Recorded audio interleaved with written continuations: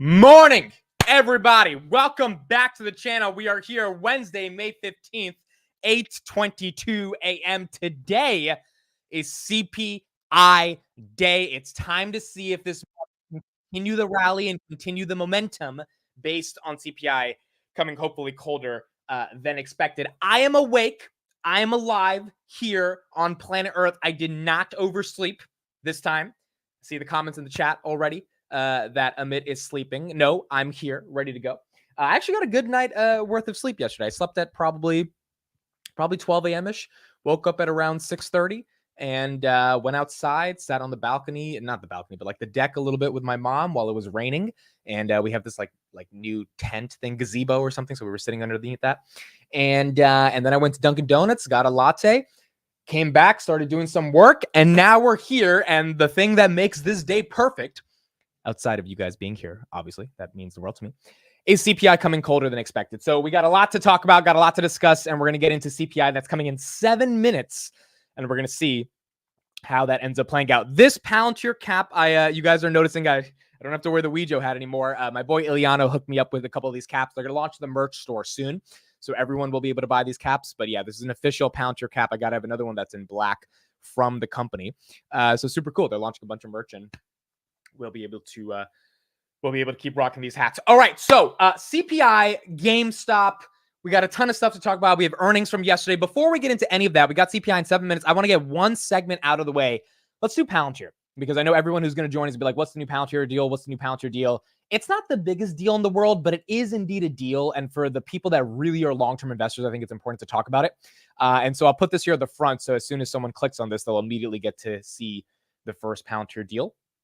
And then we'll go from there. All right, so we'll talk about that for about 5 minutes. And then as soon as we're done with this, we've got CPI to discuss, 8:30.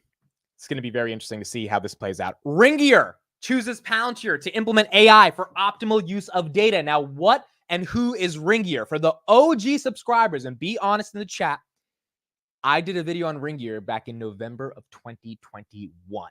So this video that I did was about a Switzerland media company called Ringier that worked with Palantir.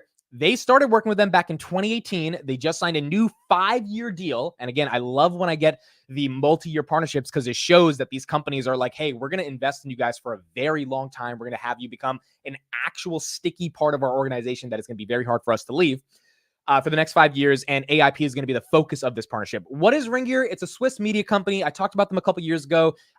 It's a media company. They track page views, downloads, traffic to their website, and they're in Switzerland. They have about, I think, 7,000 employees. So they're one of the largest media companies around sports media, marketplaces, pop culture, etc. And they have a highly sophisticated data and product management team trying to figure out how can they optimize advertising. So, we've seen Palantir in gas, we've seen Palantir in supply chain, we've seen Palantir in oil, energy, healthcare. Also, they work in media, right? So really excited to see that Palantir is extending one of these partnerships. Quote from Alex Karp: the media industry will only continue to be transformed by the significant advancements in artificial intelligence. I made a little typo there. We could not be more enthusiastic to extend our partnership with Ringier, whose ambitious and responsible implementation of software across his enterprise sets the company apart. Really nice to see that Palantir is continuing to bring AIP to new clients. We added 57 clients last quarter, and legacy clients. So a client from 2018, Palantir's like, hey, we think we can actually hook you guys up and do something special for you guys.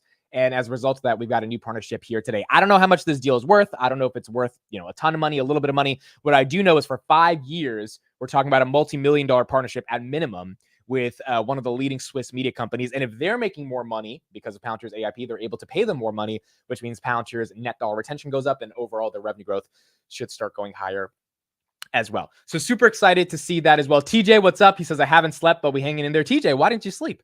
Were you up all night looking at premiums? Oh, by the way, TJ, I got to text you a deal. I'm looking at premiums on one of these stocks. I got to text you to see if you like it. But shout out to everyone being here. Thank you all for being here. We got 4 minutes until CPI comes out. Polos Bros, I'm Beneficial, Eric Wood, Switchblade. We'll talk about the meme stocks in a little bit after CPI. Honestly, CPI is going to determine a lot about those meme stocks. Really quickly on the meme stocks, GameStop and AMC are down in the pre-market. So we got GameStop here down 9%, AMC down about 10%. So CPI is really going to determine a lot, I think, of how the momentum continues to go, because if it's cold, maybe they go higher. If it's hot, maybe it doesn't. Another big thing this morning, a lot of you guys texted me about this. We made Benzinga news with the Sham Sanker interview we just did yesterday. So Benzinga says Palantir's boss Alex Karp's favorite movie is classic kung fu flick 36 Chamber of Shaolin. I don't know what that movie is, but I'll watch it eventually. Chief Tech Officer reveals why. And it's pretty exciting stuff. Benzinga picked up the entire interview we did. Here's one part of the interview before we get into CPI, the last 2 minutes that I thought was really interesting. This is when we asked Sham Sanker anything about Palantir people misunderstand, and then we'll get into CPI. Okay, Sham, last question for you. First of all, thank you for taking the time for this. This was absolutely amazing to get the privilege to talk to you. What do you think is one misconception people have about either Palantir, leadership, Alex Karp, who's a very eclectic, in his words, eccentric individual that is very polarizing to an extent? Is there anything out there that you want people to know about Palantir, Karp, the entire team, that is something that they don't really understand that you guys deeply get? And if they were to understand, maybe they would better get the vision of Palantir. It's so hard. After 18 years, I feel like I'm so steeped in it. It's hard to take a step out of it and say, what don't people get? But I think the thing that they don't understand, because maybe they don't believe it, is that the fundamental challenges that we are solving remain unaddressed in the world. What do you mean by that? Like, tangibly, when we started with the business, the secret of it was that actually everyone thinks data integration is both a boring and solved problem. Right. And, you could argue maybe it's potentially boring, but it's definitely not solved. And if we just, as a society, keep pretending that it's solved, you suddenly find that you have a legitimacy crisis. None of your institutions work. Planes fall off doors, or doors fall off planes. Either, however you want to think about the physics of that. But it's a real problem. And then when you pretend problems are solved and they're not, it actually tears at the fabric of society. People start wondering, why does nothing work? It engenders nihilism. Right? That's not the world I want my children to inherit. I want the definite optimism of the young kid who watched the space shuttle launch growing up in the Space Coast. Like, we can do great things. That requires engineering. And we as a company are committed to that. It's why, everyone wants to solve forward. Like, how do we come up with the perfect product market fit and find the thing that people want to buy, instead of saying, let's look at the world and see what's broken, right, and work backwards to solve those problems. Which are harder to figure out. I think it's way harder, but it's also way more rewarding. All right, here we go. We've got CPI. So that was Sham Sanker. Thank you for everyone who watched the interview and reached out. It was a really, really awesome interview. Sham quote tweeted it yesterday, posted it as well. And it was just really cool to be able to talk to him and bring that to everyone in the community who's been waiting for us to interview someone like Sham. So really, really awesome stuff. CPI estimates is what we're looking at right now. 8:30, it is live. I am refreshing the page. And once I get the refresh, we will see what we get. 8:30 a.m. Here is the time. We are literally at 8:30. So in about 10 seconds, we should get the answer on what we've got on CPI. All right, we're refreshing it live. Here we go. We're refreshing it. Do we have it yet? Nope, not yet. Should be out very soon. Oh boy, here we go. What is it? 3.4, 3.4, 3.4, 3.4. We came in. Thank the Lord. Anyone who is listening to our prayers, 3.4. Ladies and gentlemen, we have gotten 3.4 on the consumer price index. 3.4. Let's look at the stock market, then we'll get into the report. What do we got? We got AMC still down 8%. SoFi's up 2.14%. Robinhood 1830 up 1.55%. Palantir up 2%. GameStop still down 8%. They were down 10%. Rumble's down 2%. Neo's up 3%. Google's up 0.6%. S&P 500. Oh my God, 526. Oh my God. Oh my goodness, 526. Oh my goodness. 520. Well, this is a new all-time high for the S&P. Holy shit. Oh my God. Robinhood's up 2%. NASDAQ's up a little bit right now. PayPal's up 0.66%. Rivian's up 1.5%. Lucid's up 1.28%. Wow. This was pretty damn good CPI. This was pretty, from what look, we don't know if it's amazing, but at least the market's reflecting. It's not 3.5. And honestly, a lot of people thought it might be 3.5 just because of the nature of, the fact that we've been hotter than expected every single time. So let's get into this report and let's take a look at this. Let's also make the live tweet. We'll make the live tweet with everybody here. So Let's see what we've got. 3.4. Wow. I mean, and we saw Jerome Powell yesterday, who basically was kind of chill, at the Netherlands conference he was at. He wasn't that intense. He was kind of like, yeah, CPI might be a little mixed or whatever, but we're going to keep doing what we have to do. Or he said PPI wasn't mixed, it was hot. And as a result of that, we got we could kind of tell he was okay, right? In terms of how he interacted with this. Okay, so we're going to make the tweet right here. Share this tab. Breaking. CPI comes in at 3.4% year over year. 3.4% year over year. S&P 500 hits 526 in the pre-markets, a new all-time high. All right, here we go. Let's get into it. So CPI increased 0.3%, 3.4 before seasonal adjustment. The index for shelter rose in April. Wow. Shelter and gasoline actually went up. It probably went up less than expected, but it actually went up. Wow, that's incredible. The two indices contributed over 70% of the monthly increase in the index for all items. Energy rose 1.1% over the month. We saw gas prices go higher because of the Israel-Iran attack. The food index was unchanged. The food at home index declined, while the food away from index rose 0.3%. Guys, that's incredible. The shelter and energy went up, but CPI still came in down. I did not expect that. I thought one of those would even go slightly down month over month, but they both went up, and that means other metrics had to come down a little bit, which we'll read as we get through this. All items less food and energy index rose 3.6%. So obviously food and energy are some of the main contributors. The energy index increased 2.6% over the past 12 months. The food index increased 2.2% over the past 12 months. Energy. So energy's up 1.1% in April, the same increases in March. So that's good. So we thought that's actually why it's lower, because a lot of people thought April would be worse than March because of the Israel-Iran attack, which created all the Middle Eastern tension. But because that kind of died out in like 3 days, that's what led energy to eventually come back down. Gasoline index increased 2.8%. It came up 5.2% in April, gasoline prices. The fuel oil index increased 0.9%. In contrast, the index for natural gas fell 2.9% in April. The index for electricity decreased 0.1%. So that's how we got the balance on energy. Natural gas falls 3%, even though oil goes up, even though the index increases 2.8%. So gasoline goes up 2.8, natural gas falls 2.9, and then electricity falls 0.1. And we needed that 0.1 given this type of report. Let's go back. We'll check back on the report in a second. Let me go to equities real quick and see what's going on. PayPal's up 1%. Where's the S&P? Palantir's up 2.4. Robinhood 1832. S&P, wow, 525.98. Incredible. Remember, most people did not think the S&P could get above 500 to end the year, much less 520. The most bullish of the bulls are thinking, 5,500, maybe 6,000, but consensus is like 5,100 for the year. We are at 5,226. We're looking like potentially making a run at 53. Apple is at 188. Oh, where's the Max 7? Where's NVIDIA? We didn't even look at NVIDIA.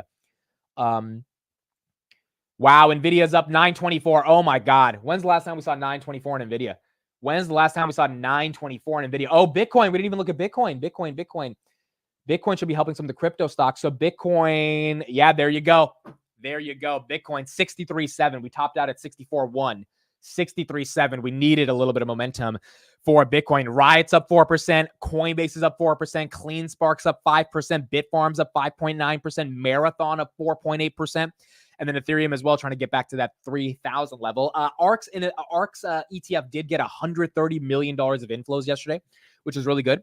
And we had no selling from Grayscale. So good day for the ETFs. Not an incredible day, but it was a decent day. And Bitcoin right here, 63,684. Also, one of the pension funds, I think in Alabama, if I'm not wrong, Minnesota, that they have, which is also helping as well. And so that was another thing that was really important for the market. So we got NVIDIA right there at that level. We got Bitcoin here at 63,000. MicroStrategy's up 5.3%. Look at MicroStrategy trying to make a run at 1,400 again. Wow. Not bad at all for MicroStrategy. That's what we're looking at in the moment. And then let's go back to the S&P 500, QQQ as well. Let's check QQQ. QQQ, we are at 448. I think that's an all-time high, or 449 was an all-time high, so getting very close to all-time highs. Shopify, when I look at that, since that one's gotten beaten up, that one's up 1.7%. Robinhood, 1835, and then Palantir, 2193. Okay, let's get back to the index and see what they've got going on. And we'll keep going. For those that are just joining, 3.4 on the CPI. 3.4 on the CPI. The index for all items less food and energy rose 0.3%. Shelter increased 0.4%. Largest factor in the monthly increase. The index for rent rose 0.4 as well. And the motor vehicle insurance index rose 1.8%, following a 2.6% increase. So motor vehicle actually went down, even though it's still up, month over month, or down. It's up year over year, but down month over month, which is contributing to the decline. This is really good news for JPOW, because if we get another month of 3.4 becoming 3.2, and then after that, we get 3.2 turning into 2.9, because we all know shelter is falling off a cliff. Like, it's very obvious if you looked at the data, shelter is not going to stay up as long as it is, and it's lagging. And I think, Jerome Powell himself said that at the last FOMC meeting. If that's the case, we're going to see a rate cut eventually, even if it's not, literally tomorrow. But by September, it's very possible. Just a question of if it can get there within the next 4 or 5 months. Index for used cars and trucks. Oh, this is a good one. This is a great one. Index for used cars and trucks fell 1.4%. Used cars were making up almost a 1.50% of the index. Now that's come down, following a 1.1% decrease in March. So used cars fell 1.4% in April after falling another percent in March. This is great data to see. Over the month, the household furnishings and operations index fell 0.5%. The new vehicles index decreased 0.4%, and airline fares declined 0.8%. So airline fares are down. I was actually noticing that because I'm buying a ticket to California in June, and I noticed yesterday the prices weren't that crazy when I was looking at it. New vehicles are down 0.4%, and then used vehicles are also down as well. It's a pretty good report, man. Pretty good damn report. Let's go back to the stocks, and then we'll look at CNBC and what they're saying as well. Meme stocks are down today. That is correct. Meme stocks are down.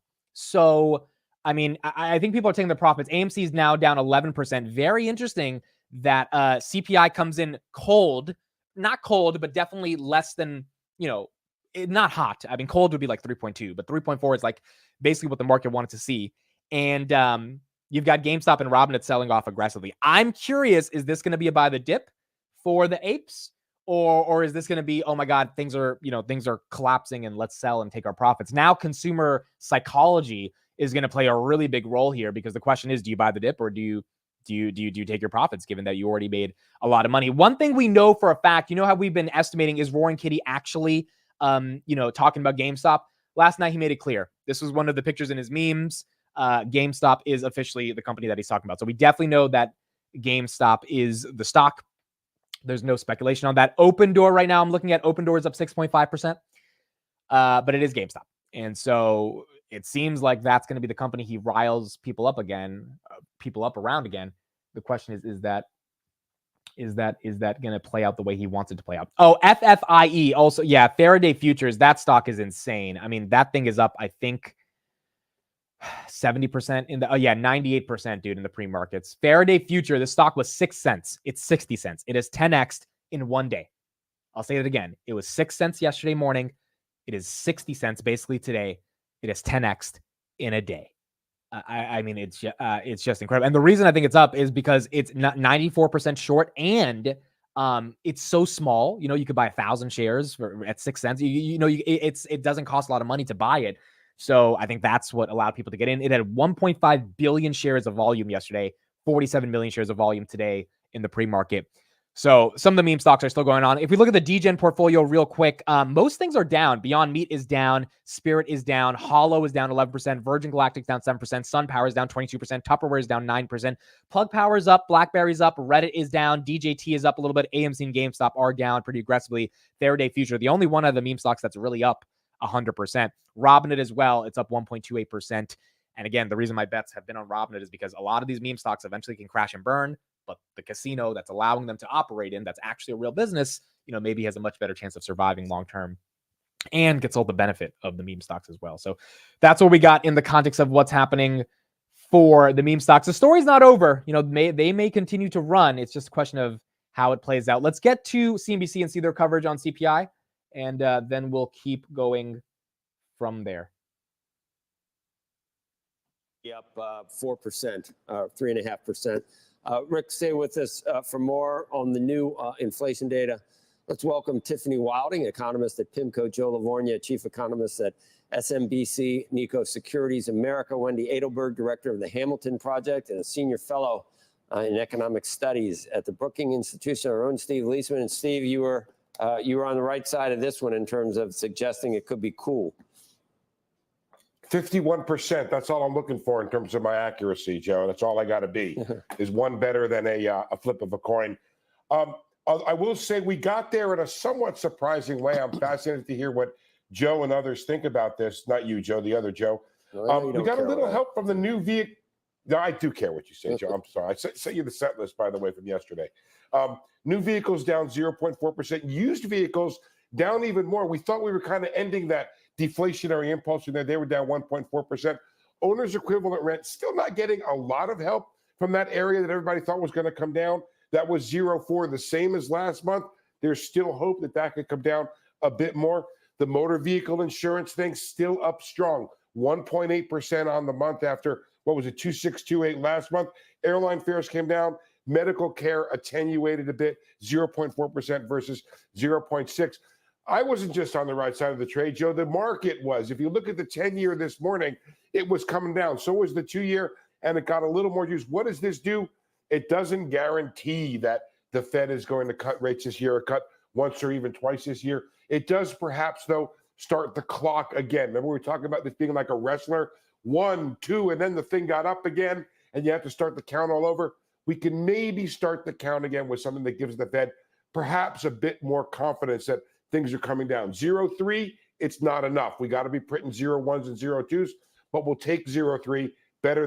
So I agree with him here. This is not enough for the Fed to cut, but this is what we need to get into the right direction. I mean, if we came in at hotter than expected, 3.5, 3.6, then it would not have been even possible remotely. And I think the market would be showing that via their price action for the Fed to be able to cut anytime soon. So this is really good for the Fed. Even if CPI is not amazing, it's what we needed for the Fed to at least be in the position to get this done. Andy here says, if shelter finally drops, we are mooning. I agree. And shelter, it looks like, based on all the data I'm looking at that we've talked about on the show, shelter is going to come down. I mean, it's going to come down. The question is when. A lot of this data is already lagging. And when it does come down, it is going to be exciting to see how the market reacts to that. So we've got to, let's take a look at some of these equities in the pre-market. And then we'll move on. Everything in the Mag 7 is up. So NVIDIA 925, Tesla 181. By the way, Tesla, a couple of pieces of news I got to show you from Elon Musk. He tweeted some stuff this morning, but they are firing more people. I think in California, they're doing another round of layoffs of about 600 people. It looks like they're cutting costs with all these layoffs, to be honest. And as a result of that, maybe they're going to try to increase some of the earnings in the next few quarters. But Tesla is doing layoffs, up 2% in the pre-markets. Meta 473, Google 172. Their announcements yesterday were absolutely phenomenal. Google and Microsoft are going at it in the AI wars. Consumers are going to win. But I mean, honestly, some of the demos I saw yesterday is just like mind-blowing. It kind of makes it seem like the woke Gemini crisis that everyone, including myself, was worried about back in the 130s on Google and like 2 months ago. Kind of feels like, it's one of those things you remember as an investor. Like sometimes you don't freak out over something stupid. You just recognize what the company is doing. And in fairness to the people that were upset about that, it was also a question of like, is Google really innovating when it comes to AI? They hadn't really shown anything off. And the first demo was fake and they admitted they cheated on it. The demos yesterday were incredible. Absolutely incredible. And Google pretty much showed that they're worth their market cap right now. Apple at 187, Microsoft at 416, Meta at 474, Amazon 187, and then you got Tesla here at 181. Let's go back to crypto real quick. Bitcoin 63,700. So Bitcoin trying to make a run back at 64,000 right now. Semiconductor stocks on semiconductors up 1%. Intel's up 1%. SMCI, we haven't talked about that in a minute. That's up about 3%. 822 AMD went from 147 to 155 right now, up 1%. And again, NVIDIA at 925. They have earnings in 7 days. That's going to be a big one. TSM as well. Goodness, the dip on TSM was incredible. TSM dipped to, I think, like 129 on their last earnings. And that the reason they dipped was because they had a supply problem, not a demand problem, which is probably like a better problem to have than a demand problem. Market tanked them. back at 153. Their revenue is up 60% year over year in April. Costco's revenue is up about, I think, 8% year over year in April. So companies across the board, whether they're semiconductor companies, chip companies, wholesale, retail companies, they're performing, and it's showing that the signs of the economy are not as bad. GameStop down 12%, AMC down 11%. So the apes are not buying right now, or maybe smart money in the institutions, which I saw some reports yesterday that institutions were buying up GameStop and AMC along with retail. They might be selling now. And so we might be seeing some exit liquidity being used from retail if the institutions that kind of got into this over the past couple of days with retail are starting to sell. So we'll see how that plays out, but that's what we got. If you're just joining, CPI 3.4%. We got what we needed below 3.5. It was incredibly important. Even if we had 3.5, that would not have been good for the markets. We need to see a decrease, like a real decrease for the Fed to get ready to lower rates. And we haven't seen that for basically 4 months now. So this was the first month we actually came in a bit colder than expected. Elon tweeted this right here. Yeah, I'm seeing it everywhere. BTW FSD 12.4 goes to internal release this weekend and limited external beta next week. Roughly 5x to 10x improvement in miles per intervention versus 12.3.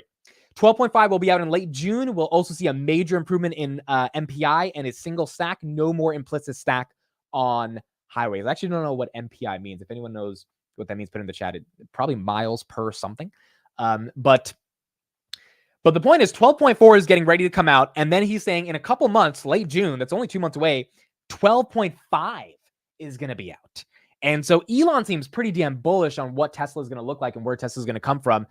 Miles per intervention. Okay, thank you, Sanjay, for that. Miles per intervention. And so it's really exciting to see kind of how that's going to play out and where that will go. But that's what's getting people pretty excited for FSD right now, and maybe pretty excited for Tesla as well. Now, along with the layoffs, what's also been very interesting about Tesla is that Elon also said yesterday the take rate on FSD is larger than 2%, which I thought was really interesting. Basically, Elon saying, hey, we're getting a ton of people that are signing up for FSD in a sophisticated way. And as a result of that, we should see that show up maybe in the earnings, at least through FSD miles driven, if not through actual revenue, but eventually through revenue with people paying this $99 a month for FSD. So here's the tweet where he says it's higher than 2%. Someone tweeted an article, only 2% of Tesla full self-driving trial users end up buying it. And then Elon says, look, I don't comment on anything, but the take rate is much higher than 2%. Like, well, we're doing a little bit better than 2%. So Elon seems very bullish on the momentum of FSD and eventually that it's going to play out. What is the fear and greed index? Let's take a look at that. Let's also take a look at a couple of things. So let's do a couple of macro things right now. And then we'll listen to Tom Lee, who was on CNBC yesterday as well, who had some thoughts on how we should think about equity. So let me pull this up real quick. Okay, so first, let's look at fear and greed. Let's look at that. Fear and greed right now, what I'm looking at is we are officially in greed, 56, officially in greed. Yep, here you go, officially in greed. We were at neutral for a while, and then we were at fear, I think 3 weeks ago or 2 weeks ago. Now we are in a greed for the fear and greed index. Let's go to the 10-year as well. I would imagine the 10 years at 4.3. There you go. Look at that, 4.3. 4.3, baby. 4.361 on the 10-year. Technically 4.4 if you round up, but still 4.3. Nice to see that 10-year come down. We need that 10-year to come down. We need people to keep buying up these bonds, forcing that 10-year to come higher versus selling it off, which leads it to go higher in order for equities to have a bit of momentum. We also added $30 billion of cash to the money market funds last week. So we'll see if that one comes down tomorrow as we get the update. And then let's check oil prices. Oh, wow. Look at oil. 78 on WTI crude. If that sucker gets to 70 by the end of the month, or even 74-ish, energy is going to come down in May aggressively.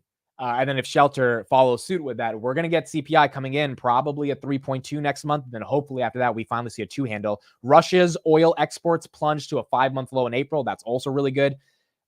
Nice to see more momentum there on the oil side coming downwards. Roaring Kitty is posting every 15 minutes today. Is he? He already tweeted this morning. He started the party early. Yeah, you're right. He's tweeting every 15 minutes. And again, it's more movie pictures or movie scenes that he's putting out there. He officially said it's GameStop. For those that are just here, yesterday there was a meme he posted or a video he posted, and in that video, he said it's GameStop. And so we definitely know it's GameStop now. That's what we got, and we'll see. We'll see if he makes it even more clear. But GameStop is his stock of choice. For those that are just joining as well, that are asking about the new Palantir deal, I talked about it in the first 8 minutes of the show. Palantir extended their partnership with the Ringier Media Company. That is a media company that is in that's in Switzerland. So I talked about it for the first 10 minutes of the show, and they're implementing AIP. Been working with them since 2018. Another 5-year partnership. Really good to see old legacy customers are continuing to use Palantir's AIP. Here's Tom Lee on if we should be bullish or not. This was taken yesterday before CPI came out. Stocks really have been, I think it's time to get bullish. Stocks really have been consolidating for the last couple of months. And I think the conversation you had is correct. You know, the data has not convinced hawks or doves which way inflation's breaking. And I think once we get a decisive data point, and potentially it's tomorrow, I think that $6 trillion of cash comes off the sidelines, and I think stocks break out of this range. And I mean, that's our bet that, you know, May ends up being a very strong month for stocks, even better than it's been already. What's this rally about? Why don't you tell me in your own words what you think this is about? Why did we rebound so quickly? And why are we now on the doorstep of a new closing high for the S&P? Well, I think that markets kind of had a very sort of simple framework in their head, which is, as soon as inflation accelerates, the Fed switches from dove to hawk and tries to crush the economy. And I think Powell's been very clear in all of his recent statements that, look, inflation is not just this core headline number, and it's not just a services number. It's these 3 moving pieces: housing, auto insurance, and everything else. And they've been playing a waiting game. We're seeing that even in some of the recent articles, and Powell talked about it, and a lot of folks are talking about auto insurance. I think once that turns, and it possibly, because if you look at PPI, insurance actually rolled over pretty hard. I think it's going to make it clear to markets that it's not just a, hey, inflation is stubborn. It's really this, inflation is now normalizing. The economy's in good shape, and rates are so restrictive, the Fed actually needs to cut rates. And he's right about that. The index for insurance, it went up 1.8% this month, but it went up 2.6% last month. So it went down 800 basis points, even though it still went up 1.8%. So he was right that auto insurance is coming down. And that's actually quite good for stocks. I mean, look, if it's a pause, actually it's good for stocks. If it's a cut, I think it's even better. I mean, I was looking at the sector activity today, Tom. I mentioned at the top of the program, you know, up volume was way outpacing down. Even earlier today, when it was hard to get much, if anything, going, there was only maybe 1 or 2 sectors that were green. Now almost everything is green. You know, tech is having a great session here. That is now, you know, leading the way. A lot of the names there are green. What are we to make of this new closing high for NASDAQ, especially after some of the rollover that we saw, you know, in the month of April in those names?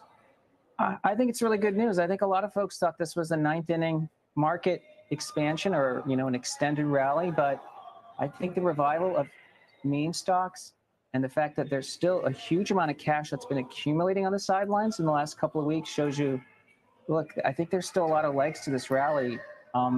That's why I think May could not only be strong, but of course, as you know, stocks can do very well into year end. You know, and that's something that's really interesting, guys.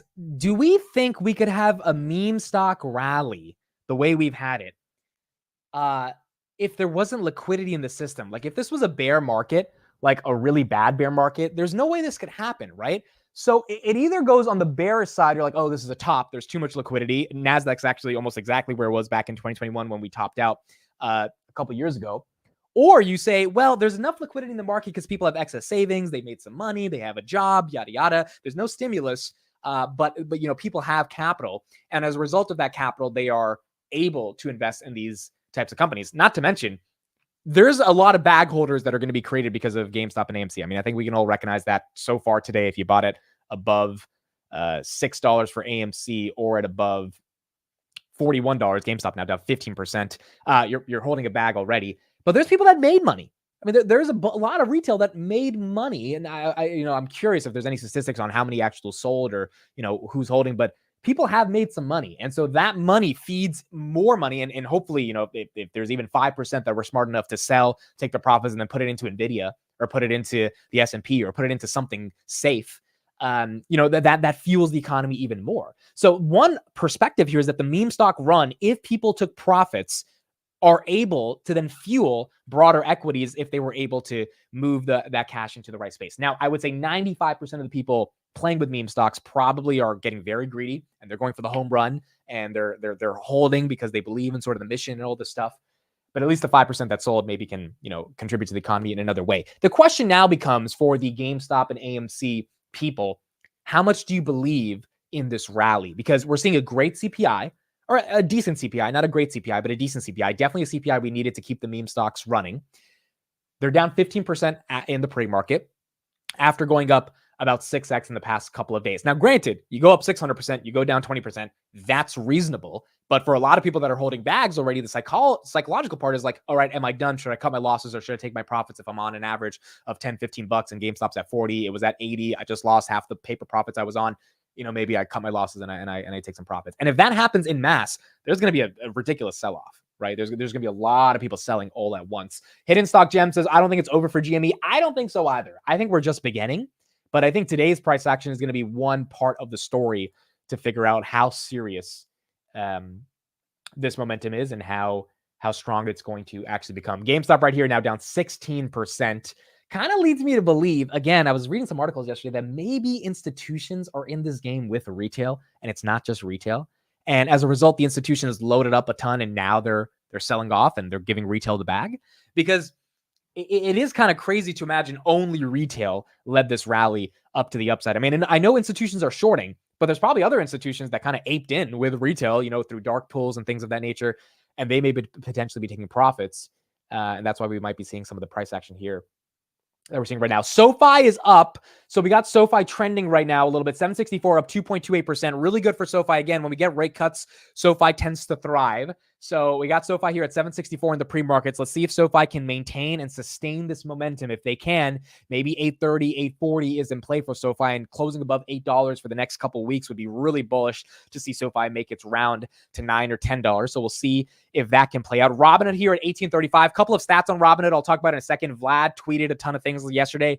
That was pretty exciting to see from Robinhood's perspective. Palantir 2186 right now, 1.95%. In the pre-markets. We saw Palantir get to 22. I did buy 30 shares yesterday of Palantir. I raised a lot of cash yesterday. I closed out a ton of cash secured puts, closed out some call options I had, and pretty much raised money because I wanted to just have a little bit more cash in case Robinhood dipped to 16 or Palantir had to dip back to $20. So I do have some cash, and now the question is going to be if we can deploy that strategically in one of those two companies, but we'll see how that plays out. I'm also thinking of selling some aggressive puts on Robinhood for June for $20. I actually was hoping Robinhood would go down today so that those puts would be paying some better premiums, but we'll see. Cause I think Robinhood will be above $20 by June. And if it's not, given I understand the company, I think I can roll those pretty effectively and not have to worry about being assigned. And if I was assigned at $20, I wouldn't really care that much. So we'll see how that plays out over the coming hours based on the price action with Robinhood. Faraday Future is up 99%. Yes, this one I don't really understand outside of the fact that I think it's such a cheap stock in the not cheap, but in the context of like it's literally 50 cents, right? So people think they can buy 1,000 shares and it doesn't matter. And so that's pushing this thing up. It was up 370% yesterday. It's up another 100% in the pre-market. So it's up 400% in the past 48 hours, which is kind of insane. Just a little, I mean, look at this chart right here. It was 3 cents on April 29th. It's 54 cents today. It's kind of insane, dude. It's kind of insane. SINT, that's another one. I haven't looked at this one. SINT, Since Technologies, that's up 186%. You guys just find all these stocks that go up like crazy, don't you? You guys, it's absolutely insane. Okay, let's do a couple Robinhood updates, then we'll get back to the macro. So Vlad tweeted last night, one update on my side. Robinhood is now number 6 on the App Store. They were number 22 48 hours ago. They went to number 10, then went to number 7. Now they're number 6 in the finance app store. They are number 88. They peaked at number 81 in the global top 200 apps in the US iOS app store, which means they're experiencing a ton of growth. As a result of that growth, Vlad tweets yesterday, First of all, Robinhood had $5 billion in equities trading volume today, which is one of our biggest days in about 12 months. They do about $4 billion on average, so $5 billion is a pretty exciting number. This is 10% of the entire month of May's trading volumes, and it is 5% of the entire month of March's trading volumes in one day. So obviously, we're seeing the momentum and the growth from Robinhood based on this GameStop AMC rally. On top of that, he tweets this nice meme. What do I miss with the kitty meme? And I thought that was really interesting. And sort of my take on this was, I think all of us already know it, but I'll say it out loud. If things go smoothly for Robinhood, which means they don't shut down the buy button, a lot of people, not everyone, but a lot of people are going to forgive them. I saw numerous brokerages yesterday that could not handle the volatility. There were complaints about SoFi. There were complaints about E-Trade. There were complaints about Schwab. I saw no complaints about Robinhood. Some people complained about the 24-hour markets. Most people don't really understand how the clearing systems work for that product. But in general, the brokerage operated correctly over the past 2 days, and hopefully that continues. But if that's the case, I think we're going to see some momentum there. And it looks like this post is signaling that Vlad is ready for the volatility. I mean, you don't post a meme like this for fun if you're scared of the apes using your product again. I think he's basically encouraging the apes, hey, we're ready. We're not going to shut down the button. We've got $5 billion of capital on our balance sheet in case anything goes wrong. And we have the infrastructure to maintain this momentum. So let's get this party started. He also tweeted last night that they have upgraded their database servers. So right here, he said upgrade complete. 24-hour markets was shut down for like about an hour last night just to get them to be ready to take on an even higher load. And at what time last night? He was up at 4:20 a.m. So ironic, huh? 4:20 a.m. He tweets upgrade complete. Maybe he did that on purpose, showing that, hey, we're ready for the momentum. Let's do this. So nice stuff to see as well for Robinhood from that perspective. All right, let's go back to equities. Faraday Future still up right now, 78%. SINT is up 185%. AMC's down 9%. GameStop's down 11%. SoFi still 763. Palantir 1.82. Robinhood 1.28%. Rumble down 1.82%. They had a pretty nasty earnings yesterday. Basically no growth across the board. They are down 1.82%. S&P 500, 525.86 in the pre-markets. Absolutely exceptional to see the S&P continuing to do what it's doing and showing the momentum. I mean, pretty damn amazing just to see the S&P at performing the way it's at, dude. I don't think anyone thought we would be at 530 at these levels. So that's what we got right now from a macro perspective. I want to pull up another thing that I think is really interesting. Obviously, we had Google announce just some incredible stuff last night, and I want to get an update on what we're seeing on Google. And then we've got some breaking news on OpenAI. One of the head researchers just left the company this morning, like literally just left. I thought that was an interesting part of what's going on. So let's pull up this Google, and then we'll keep going from there. And then we'll talk about OpenAI. All right, here is new Google models. Set the stage here at the developer conference yesterday, showing off the latest AI features. Much of what the search giant showed, though, won't launch anytime soon, or when they do, they're going to be experimental. But the company's most important and profitable product, Search, of course, going to get a revamp featuring what they're calling AI overviews, rolling out to all US users starting next week. This is a feature that you see a summarized version of search results at the top of your page, something you might have seen before if you're part of Google's experimental search generative experience that's being tested with some users in recent months. CEO Sundar Pichai told our Deirdre Bosa yesterday, early tests show increased engagement for that new AI version of Search. In general, we find, it's both overall increasing usage. And when we look at it year on year, we've been able to grow traffic to the ecosystem. So we are, compared to most other players, we are prioritizing, approaches which will generate traffic as well. So we are working hard on that. In other words, that's exactly what advertisers want to hear. Google says AI overviews are going to be pushed out to 1 billion users by the end of this year. But it's not just search. There's some cool stuff here too. Google showed off a slew of performance updates to its AI model called Gemini, of course. And beyond that, this is the big one. We saw a teaser for Project Astra, which Google bills as an AI agent capable of acting like a true personal assistant using a variety of your inputs. That includes text, video, or voice, sort of what OpenAI showed already. Pichai told our Deirdre Astra will be launched by the end of the year. But So it's called Project Astra, and it's already looking like it's pretty good. Adam right here in the chat says new Google search is 100% better. I agree. New Google search has been amazing as from the generative AI perspective as I've been using it as well. For those that are just joining, CPI did come out 3.4 headline, which is really good for the markets. At least the markets are reacting positively towards it, and it shows us, CPI is not aggressively coming down, but it is coming down. And that's pretty much all we need for Jay Powell to get ready to potentially do the rate cuts we are looking for. Okay, here's the OpenAI news that I thought was fascinating. And then we're going to talk a little bit more about Google. Then we'll get into Bitcoin. So Jan Lakey, I'm sorry if I'm saying his name wrong. He is a ML researcher co-leading super alignment at OpenAI. He tweets, "I resigned." That's it. And I thought that was pretty peculiar. I mean, it was kind of weird, right? Just to tweet, "I resigned." OpenAI just announced some really cool new models, GPT-4o, some really just dope stuff. GPT-5 is probably not out, but it looks like they're going to be working with Apple. Very weird that one of the head ML researchers just leaves. And it kind of begs the question, all right, is something happening the way Sam Altman ultimately was ousted in November, then came back randomly? For someone to just say, "I resigned." Also, notice they say, "I resigned," not like, "Thank you for the wonderful opportunity I had," blah, blah, blah. It's more so just like, "I'm out." And it's kind of like, well, why are you out, sir? What's going on here? Like, why are you leaving? On top of that, speaking of people leaving, we got a bunch of people leave Tesla as well to start a new company. So here's Kyle Vogt. I think he used to work at Twitch, right? He was a co-founder at Cruise and Twitch. He says, "I'm back to building. Excited to share I've started a company. We're building bots that do chores for you so you don't have to." They raised $150 million to presumably build a humanoid robotics company. It's called the Bot Company. That's what it's called. So there you go. And these two guys, Luke is joining him, Luke Holubeck. And then this dude who used to be the former head of planning at Tesla AI.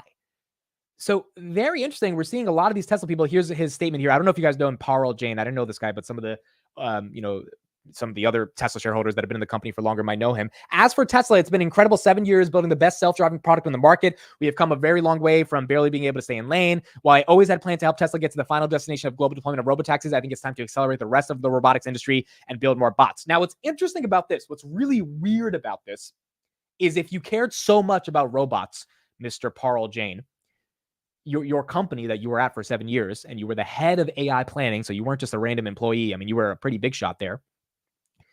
I heard they're working on something called Optimus, and that has to do with like humanoid robotics. And you have all the money in the world, and you have Elon's vision and support to go build one of the best humanoid robotics divisions in a large company ever. So it's very weird. It's just weird, dude, that this dude is like, "No, I'm going to go build a different bot company that, if you're just comparing against Optimus, it's like, it's going to be, to start from scratch versus Optimus is probably, it could succeed, but it's just going to be harder versus just being like, "Hey, Elon, I'm getting bored of self-driving. Can you upgrade me to like the Optimus team?" I'm sure Elon would be like, "All right, well, let's work something out." Unless Elon's just like, "No, you get the hell out of the company. I don't want you working on Optimus," which I don't imagine the head of AI planning at Tesla for 7 years can't kind of cross work on other things that he cares about. So it is weird to see that happening internally. We're getting a lot of layoffs as well at Tesla.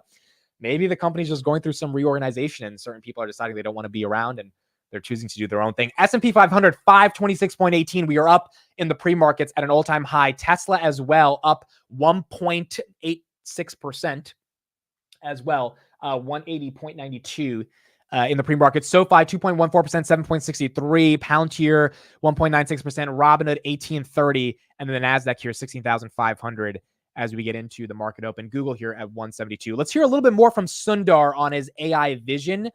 I can't help but be a bit more bullish for Google. Sorry, that was playing right here. For Google, just given what they announced yesterday and kind of some of these demos that they're looking at. So here's Sundar on Google. Sometimes that search has become more cluttered over the years. With AI overviews, you're kind of adding more onto that. And competitors like Perplexity, to name one, have sprung up that have rethought the entire user interface, the whole entire user experience. To a lot of fanfare, why not use this moment to completely overhaul the search experience instead of adding new layers on top? No, in some ways, that's what we are doing.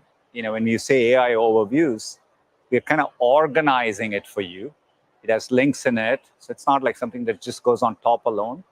Today we showed good examples where it almost organizes the page for you. And so I actually view it as we are simplifying the experience over time. Our feedback has been very positive as we tested. People actually find the experience getting better. So, I think it's an exciting direction. Would simplifying it the most be just putting it straight to Gemini? I mean, especially as users get used to other chatbots and going directly to them, why not just kind of go all in with a Gemini, which was such a huge focus of the keynote in the last year? What Search does is unique in the sense that it takes the intelligence of Gemini and we ground it with what Search knows about the world. What people really value is accurate, trustworthy information. And I think that's part of even in this moment, I think people find Google Search very valuable. And they also care about what's out there on the web. So sometimes they're looking for a quick answer. Sometimes they actually want to go out and learn more. So getting that balance right is also what Search does well, I think. And now you're letting technology make that judgment, whether to get links directly to other websites or give a generative AI answer. How are you explaining that, again, to like your advertisers and merchants? They see it in their data, right? There are advertisers who are part of this AI overviews as we are rolling it out. I think they'll see it in their performance. Every time we have these transitions, people are a bit uncertain. I think we have done this from desktop to mobile. When local and social content became much more available, we integrated it seamlessly in Search. We're doing the same with AI, and we've been doing it for a decade. So I view it as we'll be able to build upon it. I want to get to Project. So really interesting stuff from Google. They seem to be innovating here when it comes to AI. And in the words of Satya Nadella, they have finally come to play and dance with Microsoft. That's been kind of leading in the AI space. Rebecca here, thank you for being here in the chat. You say, Amit, I don't know if this is a good question, but do you think the feds can use Palantir to be used in the reports such as CPI, PPI, et cetera? Yes, it's a great question. Chamath actually talked about this a year ago when there was such a big lag between the Fed's inflation data and fiscal policy. And basically he was like, look, the reason Silicon Valley Bank went underwater, I mean, yes, it was their mismanagement, but also the Fed raised rates the highest and the fastest they've done in 40 years. And like, you kind of can't blame the bank sometimes for not being prepared about that. It was kind of the fault of the Fed to an extent. And so if they had used something like a Palantir, some type of data analytics tool to aggregate all the data, something like Trueflation that actually is real time on data, to be able to see, oh no, inflation's sticky, we need to raise rates now versus this ridiculous 6-month lag that we have. They could have raised rates quicker. Silicon Valley Bank could have adjusted quicker, and maybe they wouldn't have gone out of business. So I think there's definitely something to do in the context of the Feds using Palantir more aggressively. Okay, so a couple things I want to talk about right now. So we also got Ilya, who left OpenAI. So I just talked about that random dude that left OpenAI, the ML researcher guy. This guy also leaves OpenAI. He's the co-founder and longtime chief scientist. He says, after a decade, I've made the decision to leave OpenAI. The company's trajectory has been nothing short of miraculous, blah, blah, blah, blah, blah. I'm out. And look, it's just weird, dude. I don't want to assume anything, but it's just weird because they are just getting started, dude. For the past decade, they've been nothing. OpenAI has like not even been in the mainstream part of tech. This is like their moment to like be the biggest and most important company, one could argue, on planet Earth. And he's leaving. And the question is, why are you leaving? Is it the money? Because I don't think someone like Ilya, I've seen some interviews of him, it doesn't seem like he's motivated by money. It seems like he really wants AI and AGI to be a thing. Maybe he's motivated by safety. Maybe he's motivated by something that allows AI to not be the sort of chaotic version of reality or dystopian version of reality that a lot of people think it can become. And maybe that's why he's leaving, because it doesn't seem like he's leaving for money or because he's made enough money or because he's bored. It seems like maybe there's something else that's there. I'm also curious where he's going to go. I don't think Ilya is the type of guy to sit down. I mean, this is the co-founder of OpenAI. He's not going to sit down on a beach and relax. Maybe he goes to Tesla, works on FSD. I mean, there's a lot of things that could happen.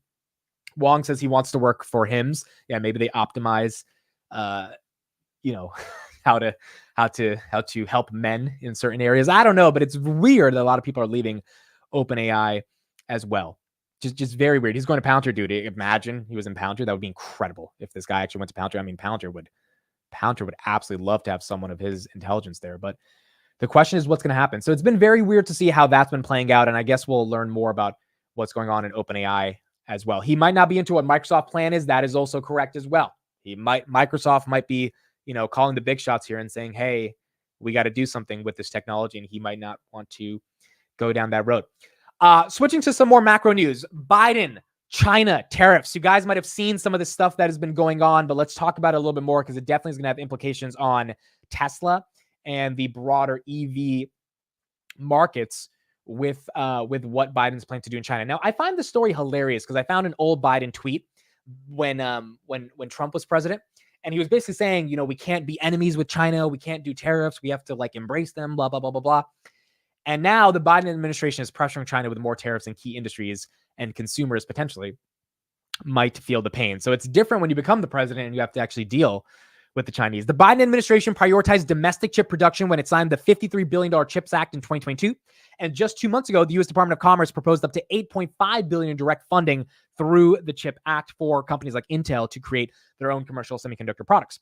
Now, tariffs for Chinese semiconductors will double from 25% to 50% in 2025, building on Chinese export restrictions levied against domestic chip makers such as NVIDIA last October. By the way, China was 1% of NVIDIA's revenue. So if the Biden administration didn't put those restrictions on NVIDIA, their earnings would be even more insane than what they were back in January when they reported.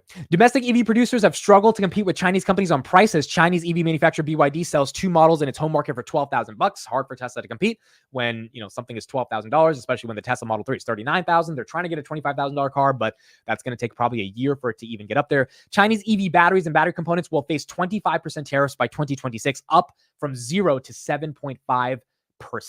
This move comes after the Biden administration has already invested almost $20 billion in grants and loans to expand domestic production capacity for batteries. On one side, it's good for Tesla because it incentivizes, it makes prices a little bit higher for EVs for Chinese companies, which means the cheap prices they're charging can't be that cheap given the tariffs. But on the other side, China might retaliate in a variety of different ways, and we have kind of no idea how China's thinking of doing that. But this, along with TikTok, Alibaba right here up 0.73% in the pre-market, might lead China to feel, all right, if the United States is going to play this game, we're going to play this game as well. Now, the one sort of bargaining chip that the United States has is that China's economy sucks. And because they suck, they just raised about $136 billion of equity yesterday. If they suck, they're not in a position to be like, oh, we're going to fight back at you. It's like you don't have anything to fight back with.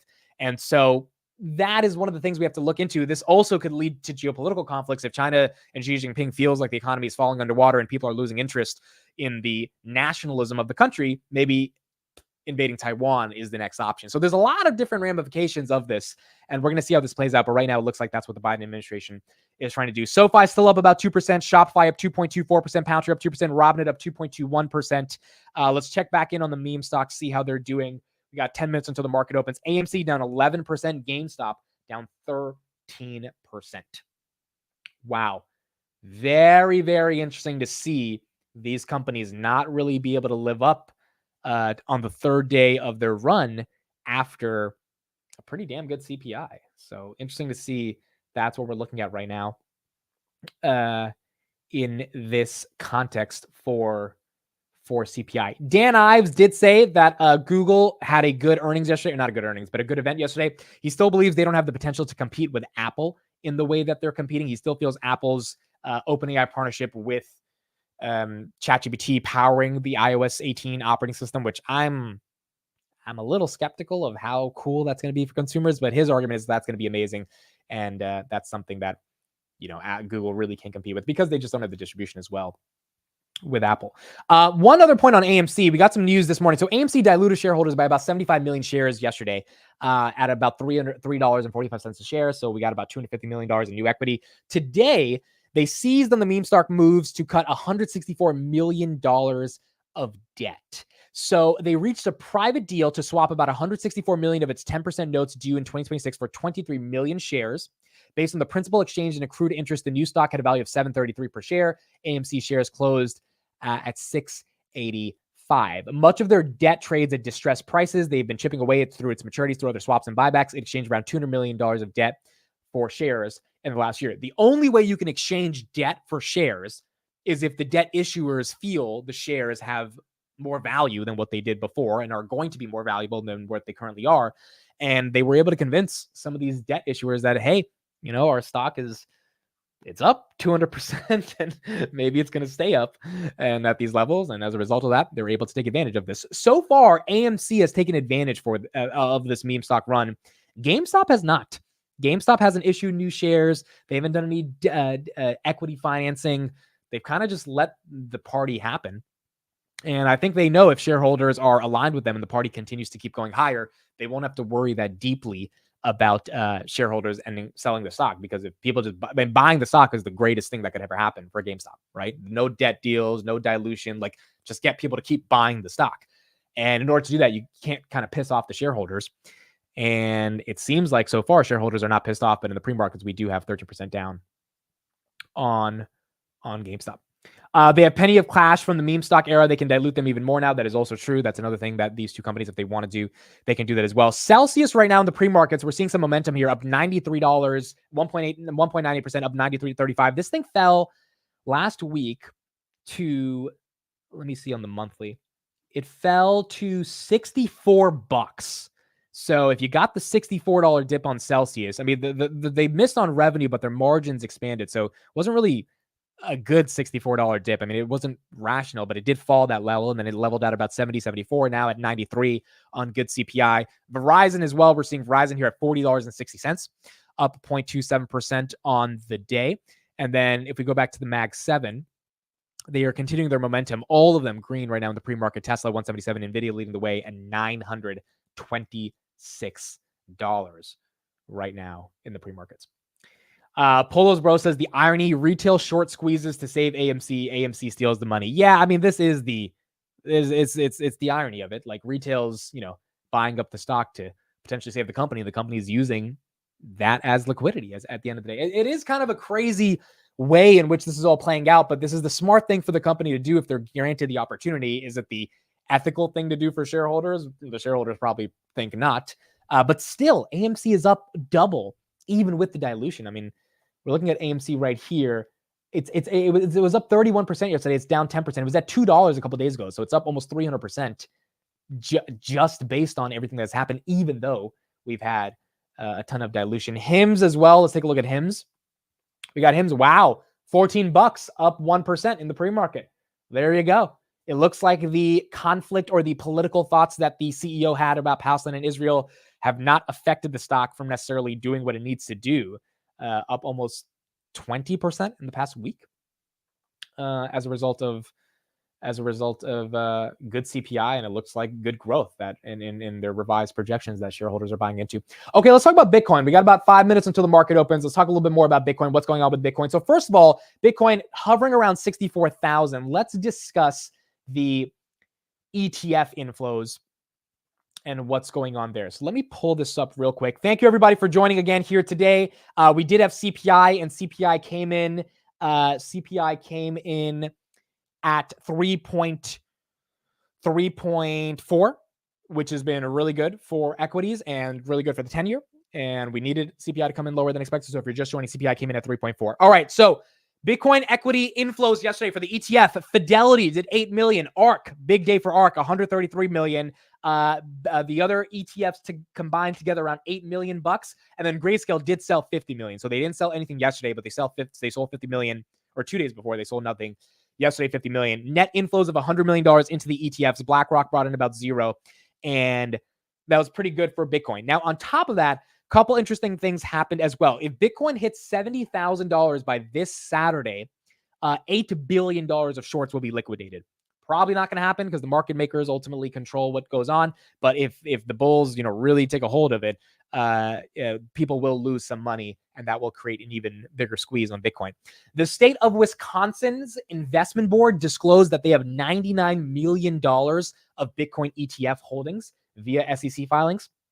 I thought this was incredibly interesting because, retirement assets are closer to around 17 trillion just in the United States. All these pension funds, if they allocate 0.05% of their holdings to Bitcoin, we're going to see a lot of demand coming into the Bitcoin ETFs. And it's really nice to see that particularly done to the Bitcoin ETFs, because the entire thesis on the Bitcoin ETFs, it was going to allow institutions that historically have not been able to invest in Bitcoin just doing it via Bitcoin. A couple other headlines I want to show in different things that are going on. We have Alibaba, the Bank of Montreal, in Q1 2024. Apparently, they acquired 6 million shares of Alibaba.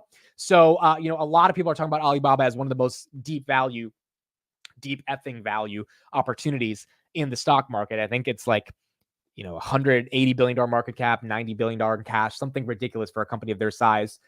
People are buying it. Earnings weren't the best. They weren't bad. They just weren't the best. China fears still lingering in the company. Premiums on it from a selling cash put spaces I looked at yesterday, really not the best. So, wheeling the stock isn't that exciting. But Bank of Montreal did acquire 6 million shares of Alibaba. And something else that I thought that was really interesting as well, XAI has neared a deal with Oracle to rent $10 billion of their AI servers. They just raised, I believe, $6 billion at an $18 billion valuation that Bloomberg reported. And now it looks like they're doing a $10 billion deal just to be able to rent AI servers to be able to build out the infrastructure they need. They're buying probably tens of thousands of GPUs as well to essentially make Grok competitive with ChatGPT. And it seems like that's happening deeply as well. Does anyone use Grok? I wanted to ask this question as well to the chat. I've started to use Grok a little bit more, but I'm still mainly, honestly, on Gemini. That's the one I use the most. Bitcoin right here, 64,000 versus even ChatGPT. I haven't used ChatGPT in like a week, to be honest, but Gemini I'm using a lot more. I'm curious if people use Grok, because one of the advantages Grok has is that there's 500 million people on Twitter.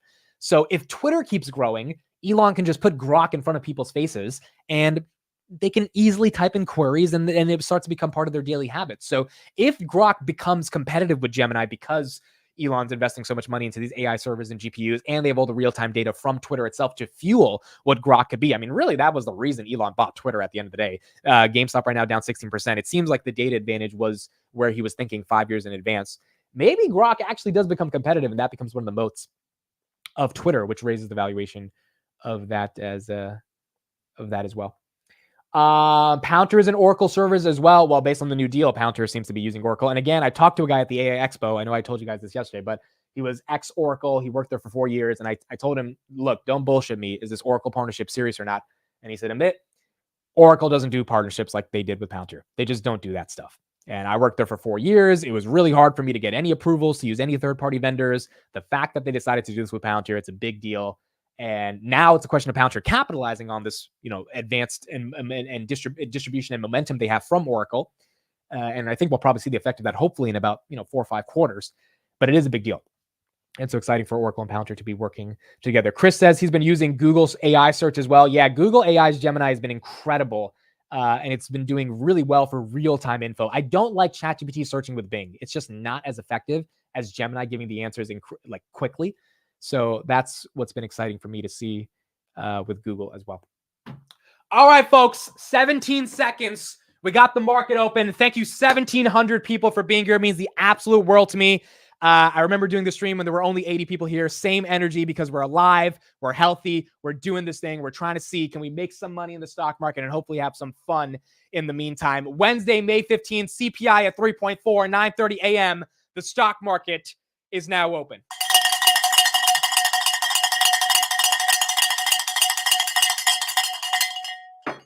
Wake your ass up. Here we go. Palantir 2170, S&P 500 520 freaking 5. The only one who's not surprised on this probably is Tom Lee. This is absolutely incredible to see the S&P right here at 525. Bitcoin surging right now, up 4%, 64,275 right now. HIMS up 2% at 1396. Verizon at $40.81. Celsius up 1.35% at 92.78. Let's go to Robinhood. 1838 on Robinhood. 1840 up 2% on the day. Tesla 178. Alibaba $80.40. Faraday Future. This stock was 6 cents 2 days ago. Now it's 94% up. It's 53 cents, 10x in literally 48 hours. Absolutely insane. SoFi 760. Let's check on the meme stocks. GameStop. Wow. There you go. Down 20%. GameStop is down. GameStop is down. If GameStop's down, then that means AMC is down. AMC is down 11%. The meme stocks are taking a bit of a break potentially. Everything is up and the meme stocks are down. That's actually really interesting. Everything is up and the meme stocks are down. Incredible to see. S&P 500 new all-time high, 526. Let's go to NVIDIA. NVIDIA, where is NVIDIA? 922 on NVIDIA. We haven't seen the 920s on NVIDIA in a while. I mean, we touched it here and there, but really we were stuck at that 894 to 920 range. I actually did buy the dip on NVIDIA. I used everyone's fear as my alpha on NVIDIA. And let me just show you guys so I can brag a little bit. I am up officially 18% on NVIDIA. And so sometimes you really have to take the opportunity, as you guys can see right there, to use 19% now, to use people's fear as your alpha. So I'm up 19% on NVIDIA. Absolutely incredible job on my part for buying the dip on NVIDIA. Here we go. NVIDIA 928 up 1.65%. By the way, for those that are just listening and not watching, I bought $1 worth of NVIDIA at $700. So that's the joke if you're just listening right now. Verizon at $40.78. Alibaba $80. Roblox, they had a crappy earnings. $32. Kathy Wood did buy a ton of Shopify yesterday as well. Teladoc at $13. Duolingo, they fell from 240 to 180 on their earnings. So tough day for them. Yeah, 250 down to 176. Goodness gracious. Just a tough decline for them. Again, the market's been very painful if you haven't had a great earnings, or if you had a great earnings, but you didn't really crush it. Market's just not been allowing mediocrity to exist. ARM back at 118. They had a good earnings. Do I think it's overvalued? Yes, but still ARM at 118. I mean, they're very vital. I wouldn't buy ARM at 118. But at least they're not at 160 where they were at one point. Market cap right now, 122 billion on ARM. Snowflake 162, ServiceNow 730, CRM at 280 right now. What else do we have? Enovix 980. Enovix, big pump from like $5 now to 980 over the past 2 weeks. So Enovix has had a really good couple weeks. And the main reason for that is because they signed a deal with one of the top 5 OEMs for smartphones, likely Samsung, but that one is up right now. Novo Nordisk, that's up at 133. Mercado Libre, they had a great earnings as well, 1694. They're up 0.61%. AMC and GameStop have been halted. AMC and GameStop have been halted. They have been halted indeed. So we got those bad boys that are officially halted right now, and they are down 14%. So it seems like the volatility on the downside hit these guys pretty hard as they are down 14%. Michael Wilder, good morning. Thank you for being here in the chat. Nubank's up 7%. Oh, Nubank had a great earnings as well. Nubank added, I think they have 100 million users now in Latin America. Nubank deserves to be up 7%. I mean, the growth is 60% year over year for a fintech in Latin America. Just absolutely incredible growth on Nubank. So really nice stuff for Nubank, seeing the momentum they're having. GameStop here halted again, down 14%. AMC halted. Now, again, one of the things I've been saying about Robinhood is that if AMC and GameStop, and I said this 2 days ago, if they fall back down to reality, Robinhood, it will fall with them, but it will be a good fall. Robinhood is now, I think, algorithmically, at least to an extent, pegged to GameStop and AMC. If those guys crash 50%, Robinhood could go back down to 15, 16 bucks. But the point is, that's irrational, because what they're getting from this are users, trading volumes, increased revenue, and new gold subscribers. So them falling with GameStop and AMC won't make any sense, because they're the ones benefiting from all of this momentum, and they have an actual business that's not reliant on GameStop and AMC, whereas GameStop and AMC are literally reliant on, apes buying the stock. So to me, I think that is one of the plays here. And I actually like that Robinhood's not up 1 trillion %. It just take its time, be slow, prove to the market they deserve that premium. They deserve those numbers. And this is just an external marketing catalyst that's going to help them get to those new numbers. SMCI, wow, 850. Nice on SMCI. This one got stuck at $700 a while ago. So 848 right now. That's up 3%. Not bad to see SMCI there. Bitcoin, 64,349. Really good for Bitcoin. If you're just coming in, CPI 3.4. That was very good for the broader markets. 10-year, SoFi at 750. 10-year is at, where's the 10-year? 10 years at 3.4. No, 3.4. Sorry, not 3.4. 4.3. 4.375 right now. So nice to see the 10-year starting to come down. Let's go to the crypto stocks as well. CleanSpark is up, 8%. Goodness, CleanSpark's up 8%. Coinbase 215. This thing was 198 yesterday, 192. So nice momentum on Coinbase. Marathon at up 4%. Robinhood 1812. Bitfarms up 13%. MicroStrategy up 7%. MicroStrategy was $990 2 weeks ago. Now at 1384. If Bitcoin goes up, the thesis for MicroStrategy is intact. Bitcoin is going higher, 64,500 on Bitcoin.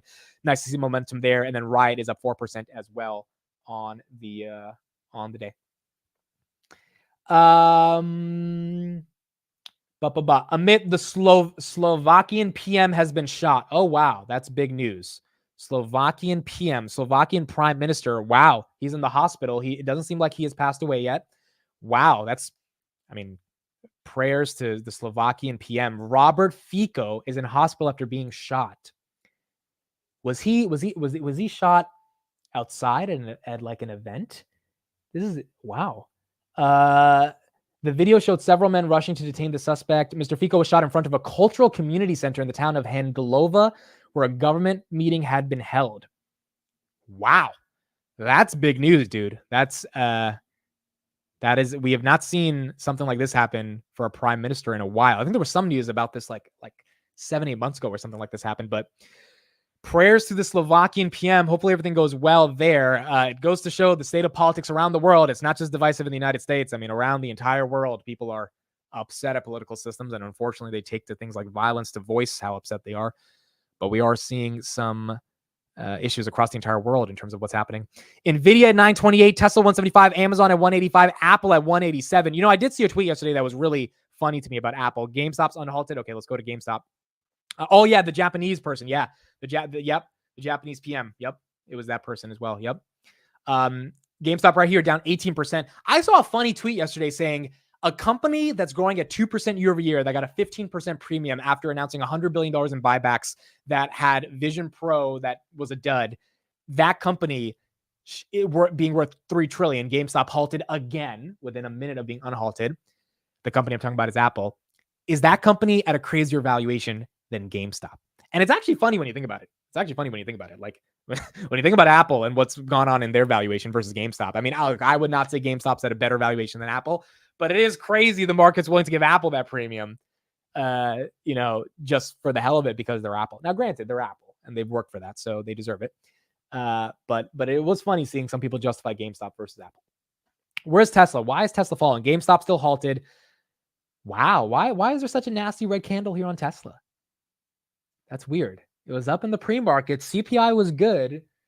Again, I think Tesla bulls have to remember we were at 138, 2 weeks ago. So this is like 174 is like a blessing, dude. I mean, this could be a 125 for all we know if Elon messed up that call. So that's okay. Everything's falling. Let's go to the S&P. No, the S&P is green, dude. S&P is at all-time high. Palantir tanked. So individual equities might be falling. Palantir, we got a red candle there, but Palantir still at 2145, flat on the day. Nubank's up 5%, Nvidia still up 2%, SMCI is up 3%, Robinhood's up about 0.15%, Verizon's up 1%, Celsius up 2%, Faraday Future up 53%, nice red candle there, that was up 100%, so that one definitely tanked, and then SoFi is red. So for those that didn't know, I got rid of my SoFi options yesterday, and I got into some new options. Basically, I cleared up a ton of capital yesterday. I had 5,000 in SoFi options, cleared those out yesterday. I bought 5 $15 January 2026 calls, which is a $500 position, just on the hopes that SoFi becomes a meme stock because of its high short interest rate and the apes go after SoFi. I don't think it's going to happen, but it's kind of a gamble for me. But I did get rid of my other SoFi position, raise cash, and now we have some cash ready to deploy if Robinhood or Palantir falls even lower. I did buy 30 shares of Palantir yesterday as well. So, and I closed a lot of my cash grip puts. So I raised a ton of cash yesterday, just ready in case CPI was bad and we got a nice dip. But CPI was good. We still might get a bad dip in the coming weeks if we have some volatility before the summer, but CPI came in a bit better than expected. Nvidia right here at 926, still holding on to momentum. Rivian's getting hammered. Rivian at $8. Rivian over the past month, where did it get to? Rivian got to 826. Now it's at 1049. Went up to 12 yesterday. Interesting. Rivian's down. Tesla's down. Is NIO down?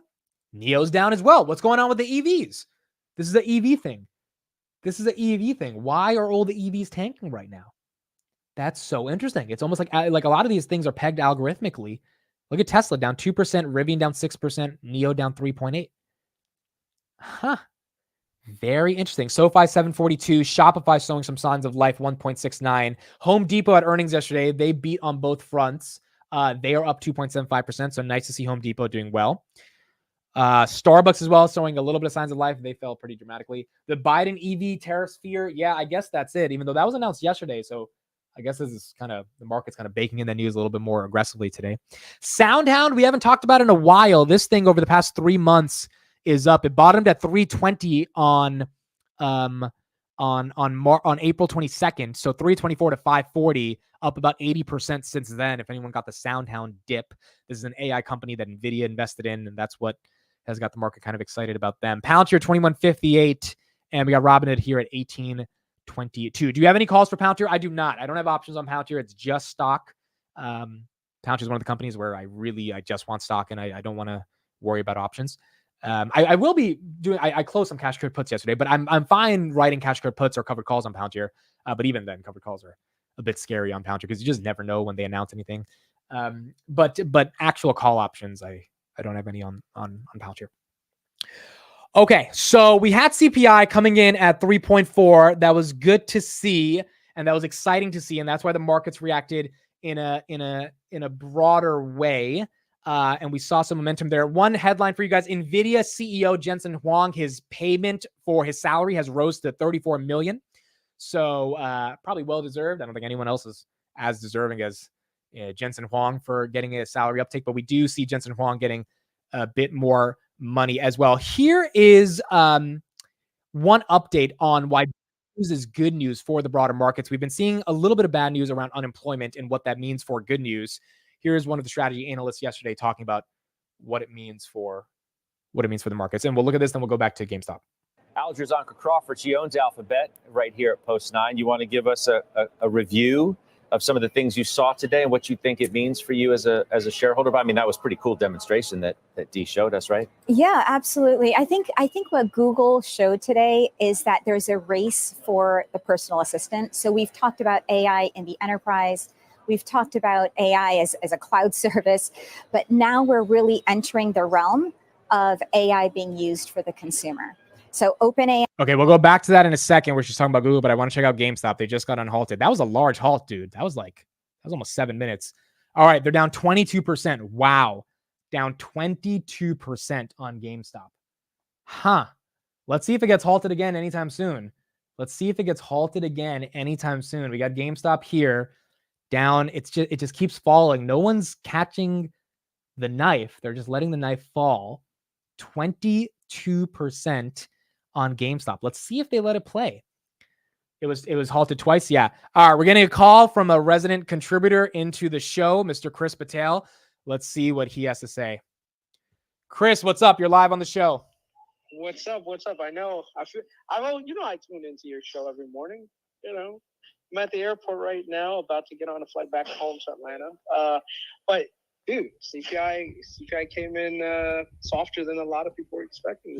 So it came in at 3.4. We're looking at GameStop fall 15%. I want to get your thoughts on that in a second. But in terms of CPI, used cars decreased, gasoline decreased, new cars decreased, insurance decreased. 3.4 is not amazing, but it's definitely not bad like 3.5. What do you think is happening with inflation over the next couple months? Oh, it's going down, man. I mean, I remember when we spoke about what Tom Lee said.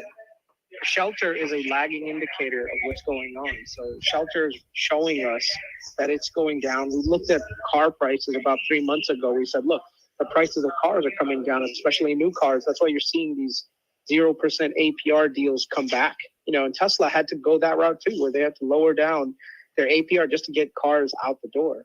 So it just goes to show that the consumer, technically speaking, is weakening a little bit. And also at the same time, businesses, they have to adjust to this new paradigm. So I think I don't think this is a trend that's unique. I think this trend continues. Europe, which a lot of people kind of haven't been really paying attention to, but the FTSE's actually been really going higher. Europe is down to 2.4% inflation, and they're likely to cut in June. So they might actually start cutting before us, in which case we're going to be laggards in a little bit. But a lot of the reason why Europe has been able to cut is because they don't have 30-year fixed mortgages like we do. Yeah. They have rent resets mortgage resets that are going to be impacting their consumer demand. So I think we're headed into a deflationary cycle. That doesn't mean that, it's a good thing or a bad thing, but I do think that there are certain businesses that are going to do exceptionally well going forward. And it's probably going to be the ones that got really, really sold off because they had a lot of debt. I'm seeing a lot more companies able to refinance at lower interest rates. So imagine right now, all these companies that you were looking at, like, oh my God, I'm not going to buy that company because it has a lot of debt. Well, they also have a lot of cash flows. And if less of their cash flow is going into debt servicing, which is paying back interest, and more into reducing down principal, all that means is that all that debt payoff is going to go into their equity. And if it goes into their equity, their share price goes absolutely fucking nuts. So that's where I'd be positioning anyway. So the S&P, no, that makes a lot of sense. And I think even Jerome Powell said, look, we think shelter disinflation is coming. And so even on the call he had yesterday, or the meeting, he seemed a little bit more cooler about where the state of inflation is at right now. S&P's at 526. Do you think it deserves to be at this all-time high given the reading we got this morning? I think so. I mean, the economy overall is still doing okay. There's no sign that we're going into any sort of major recessionary environment. Earnings are still strong across the board. Labor market is weakening, but it's still pretty tight. There's still job opportunities. Anyone who's just looking for a job and really wants to work, they're finding it. It might not be the job that you desire, like work from home and get paid six figures, but if you're willing to work, you'll find something. So I think overall we're in the Goldilocks scenario right now. I don't know if Goldilocks scenario lasts all throughout 24 and 25. I mean, it looks like 24 is going to be a good year. Maybe there's a black swan event headed for us in 25, but as of right now, I think we're in good shape. I think it's going to be a good Christmas. So I think so as well. And it looks like inflation is trending in the right direction. We'll kind of see how it ultimately plays out. Let me get your thoughts, Kris, on some of these equities that have performed very interestingly. GameStop has been halted 3 times in 17 minutes. It's down 25%. What is your message as a seasoned investor that has been in the equity markets for 2 decades now around what people should think about when it comes to equities like GameStop? Try to think of this as less of a casino and more of as a business. If you see the business struggling, you don't want to be in it. If you see the business not able to grow, you don't want to be in it. If you're seeing a business like burning cash, you don't want to be in it. Even if you see these momentary rises, those are meaningless, and eventually things will correct. Now the thing is, no one's got a crystal ball, in which case they can say when the crash is going to happen. I mean, honestly, GameStop could go all the way to 500. And it could also go down to 0. I really don't know. Like, that's just how it is. So whenever you're buying in companies like GameStop, AMC, if your intention is, hey, I just want to take a shot at the roulette wheel, go for it. But that's not investing. That's just gambling at that point. Yeah, we're seeing it right here, down 25% on the day. Do you think personally, do you think the rally continues, or do you think it crashes and burns? I think it continues until we get any other data that may spike us downward. But as of right now, oil prices are pretty much topped out. They're coming down slightly. That's helping inflation, right? And then you've got also insurance premiums are starting to moderate a little bit. That's helping. Car prices are coming down a little bit. That's helping. There's a lot of indicators that like the impacts of the rate hikes are finally starting to set into the economy.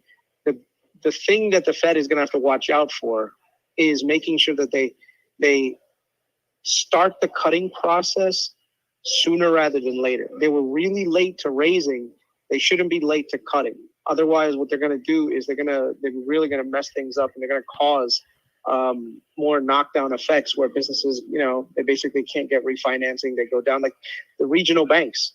A lot of them are still holding commercial real estate debt, and you're seeing some commercial real estate deals fall apart. The thing is, the more and more those things fall apart, the more of that is going to reflect on their balance sheets. Now, that doesn't mean that the underlying assets are bad. It just means that the rates at which refinancing is being done at may not be value accretive to anyone who has an equity position in it. So like I said, these are things that the Fed is really going to have to take into consideration. The one thing that I do like about the Fed is that they are smart enough to know that they don't need to raise or lower interest rates to get the job done. They just have to talk. Like a lot of times the Fed will just say, hey, we might cut. And basically that's like the bullish sign, right? So you don't even need to actually cut. You could just be positive and you'll get the job done that way. So the Powell's been doing a good job at that. Where basically it's like, look, I'm not going to cut, but I'll make sure that you get enough of an optimistic underlying tone from me to the point where you're not going to cut back on spending and cause a recession. What do you think about this Apple OpenAI partnership? And along with that, what are your GameStop still halted? Your thoughts on Google? I mean, some incredible things announced yesterday, but Apple and OpenAI seems like they're working together. Is this a game of chess that Tim Cook's playing? What do you think's going on here? I mean, this is one of those things that we're just gonna have to wait for more information to come out on, because there's no guaranteed details on what OpenAI and Apple are working on together. Is it to make Siri smarter? Is it to design chips that can be integrated into iPhones to launch a new wave of iPhone sales? Because that's the entire goal of Apple: sell more iPhones, get people to give up their old iPhones, which are freaking amazing. By the way, I still have an XS from like 5 years ago. That's because you're cheap. That's because you're cheap. That's the problem. No, I'm not, dude. The thing is, I don't know what additional features I would get by buying a new phone. Really, just tell me, what's one additional? Well, dude, feature your phone's from phone? 10 years ago. It would be a little faster. It's not 10. It's not 10. It's like 5 years. But dude, it's fast enough. It works. Every feature that I need works just as good. Yeah, no, the only thing I would say, is a little bit detrimental is like the battery life may not be as good, but that's, I mean, it's like 80% of what I needed. So I don't have an issue with the phone. Now the thing is, if there was an AI feature in there, and there were applications specifically designed where it's not backwards compatible with the old iPhones, I'd go out on a heartbeat and get a new phone, because I want to get those new features, those AI features that are in my favorite apps. But if I don't have that and I don't need it, then, it's kind of like the upgrade cycle too. Like, why do people need to upgrade a phone? Well, a lot of times they need to upgrade because they had a 3G phone and they wanted 4G, and they have a 4G phone and they needed 5G. So the thing is, like, this AI thing could work in Apple's favor if they're able to basically design something of an ecosystem around AI usage that can be done on iPhones, and then use that as a selling point to launch the next 5 years of an upgrade cycle where Apple's just going to, once again, be making a crap ton of money. Yeah, I agree. All right, Kris, any last thoughts, any last stocks, anything you want to just throw out there for the audience to think about over the coming weeks? I would say this: look at the COVID era industries that were most impacted, and they're still lagging behind a little bit, but they're finally starting to kind of flip, because there are real opportunities in that area. I know COVID's been over for the last quote unquote 2 years, but a lot of those industries, they still haven't recovered back to where they were. Now, their businesses have recovered, but their stock prices haven't. And I'll just leave it at that, because there are a lot of companies, and there's one company or two that I'm looking at right now that has a lot going for it that's going to do very well. And so, yeah, I'll just leave it at that. Me and you, let's talk about it offline. All right. Sounds good. I'll put Kris's Twitter and Patreon in the description for anyone who wants to check it out. Kris, thanks for joining. Safe flight, and talk to you soon. Take care. Bye. All right. So we've got the market, as someone said in the chat, I think sobering up a little bit is the right terminology from the CPI data. Now, the broader index is doing fine. S&P right here at 525. Is GameStop still halted? No, it's down. Okay, we're back on GameStop, down 30%. Goodness gracious. Tough day for the GameStop folks. Down 34%. And as a result of that, Robinhood should be falling with it. Yes, Robinhood is down about 1%, 1790, as GameStop falls. Halted again. Wow. Halted again. AMC as well, down 21%. The fact that it's getting halted on the downside kind of goes against the narrative of people saying, oh, when it's going up, they're halting it to like stop it from going up. I never believed in that either, because I was like, no, it's just volatile. Like, this is what happens when you have a billion shares coming in at one price. Like, yeah, it tends to get halted. It's a circuit breaker. On the downside, the same thing happens, right? So we're seeing GameStop right here at 34.41, down 30%, get halted because there's a lot of selling pressure that's coming in as well. People are running for the exits. And we'll see we'll see how it ends up operating. So we got GameStop here now, 34.41. Bank of America, or not Bank of America, BMO, they raised their 2024 S&P 500 price target to 5,600. This is the highest price target on Wall Street.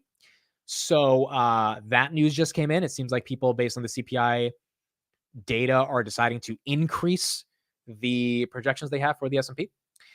And we're seeing some more momentum there. GameStop volume isn't that crazy. Where is it at? 32 million. Yeah, you're right. I mean, it was at like 500 million or something the other day. It's actually not as insane as you'd expect, but it definitely is it definitely is there. AMC's volume, I would imagine, is also up there. Is AMC halted or not? AMC's down 22%. AMC's volume is 107 million. They are not halted. They are still getting this show on the road. This is pretty damn incredible. Pretty damn incredible to see how this is playing out right now. S&P 500 again at 525. So the CPI was good for the broader market, but for individual equities like a GameStop or AMC, that's where we're seeing a bit more momentum to the downside in terms of being able to keep up with everything we've got going on. Let's get a little bit of coverage on Tesla and what's going on as well, and see how the market's thinking a little bit about them. All right, here we go. A news story in terms of that vote on June 13th or prior to June 13th when the company's holding its annual meeting on both the reincorporation in Texas and the 2018 comp plan that was rescinded essentially by Chancellor McCormick in Delaware. They are still doing it under Delaware law. In other words, they're resubmitting it to shareholders under Delaware law. And it's interesting, the two votes are not quite the same. The reincorporation in Texas requires 50.1% of the outstanding shares to be voted in favor of reincorporation. So part of the task for Tesla is going to have to get retail investors, for example, to vote. You mean that Elon Musk has to start kissing babies? No. It's an election? Yeah, he's going to have to get out there and kiss babies. But they are requiring people to engage with the proxy and actually vote in favor, because a no vote doesn't help them. They need 50.1% of the outstandings to vote in favor of reincorporation. When it comes to the comp plan from 2018, which right now is worth some $44 billion. Remember, by the way, it was options. It wasn't restricted stock the way so many other CEOs get it. And so really there was a lot on the line for him. It could very well have ended up as a big zero. Obviously, we know the story of Tesla from 2018 through now in terms of the total return, in terms of the move to profitability and everything else that occurred at the company over that time period. You're looking more recently, but we can go back to 18 and see. That vote requires, obviously, Musk can't vote his 13 or so %, and you need a majority of the votes that have been received to be in favor. So it's not the outstandings there, it's a majority of the shares voted need to be in favor of saying yes to his comp plan. Wow. So what are the BlackRocks going to do? I don't know. How do they flood Vanguard? What are they going to do? State Street? What are they rating these different, proxy? Everybody's going to weigh in on it. But do you think there's a chance that any of those would look at the contract, which is ironclad, and say no? Or would they vote against Texas? I don't know. The first time through, BlackRock voted in favor, but a number. I can't imagine the institutions actually vote against Elon. Like, if that happens, I mean, Tesla's going to be in a tough situation. Of the other big index funds, I believe, voted against. It still was approved, significantly so, 73%. Yeah. It was a contract. It was an odd choice in some ways. There are certain legal scholars would say for Delaware to intervene in, given it was business judgment. Wow. But Chancellor McCormick pointed to what she felt like was a board that was unduly influenced by Mr. Musk. Obviously, Tesla says no, and we'll do it again under Delaware law. And this way, we won't have to have any lawsuits about it. We'll do it again. This is coming up. All right, Jimmy's unhalted. Yeah, I couldn't imagine BlackRock or Vanguard voting against Elon's deal. I mean, they're the ones who own the shares. They would be shooting themselves in the foot. So we got AMC at 521, Robinhood down 1%, GameStop down 31%. GameStop is now unhalted. GameStop is now unhalted. Wow, dude. Kind of crazy, right? Kind of crazy. Down 32. Roaring Kitty is tweeting a ton of his stuff. It's just a bunch of memes at this point. Sometimes there's diminishing returns when you tweet that much in terms of memes, because I mean, then you just clog people's feeds and they're not taking it as seriously anymore. And again, it would be funny if none of these memes actually result in anything tangible, like a movement around a GameStop that he led last time. Maybe the live streams are coming back. One thing he did change is that he updated his YouTube bio that hasn't changed in a while. It's every 15 minutes. Yeah, but it's more than it was yesterday. Yesterday was every 30 minutes, starting at 11. So there used to be a TikTok link here, and now it's a Twitter link. And some people are speculating, all right, he's getting ready to come back.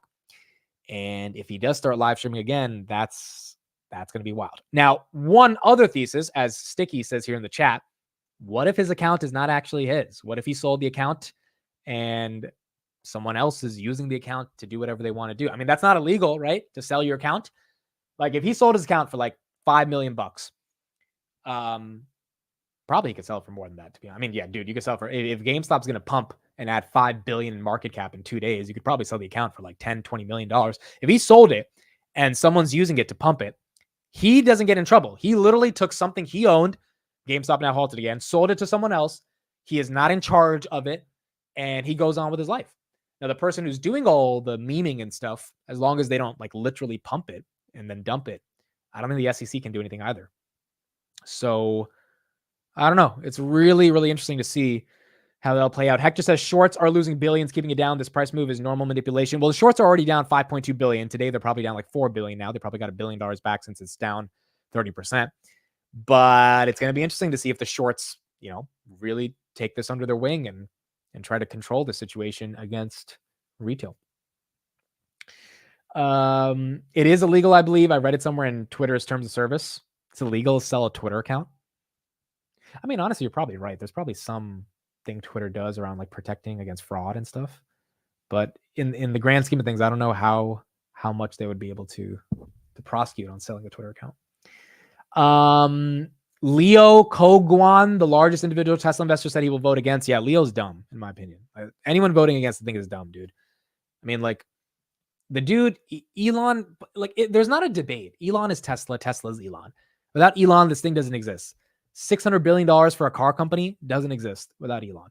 Doesn't exist without his push for FSD. Like, it's Elon. So anyone voting against it, it's a hint of narcissism mixed with a level of arrogance that is supreme and profound to think that he doesn't deserve what he's owed. In America, we actually pay people when they get shit done.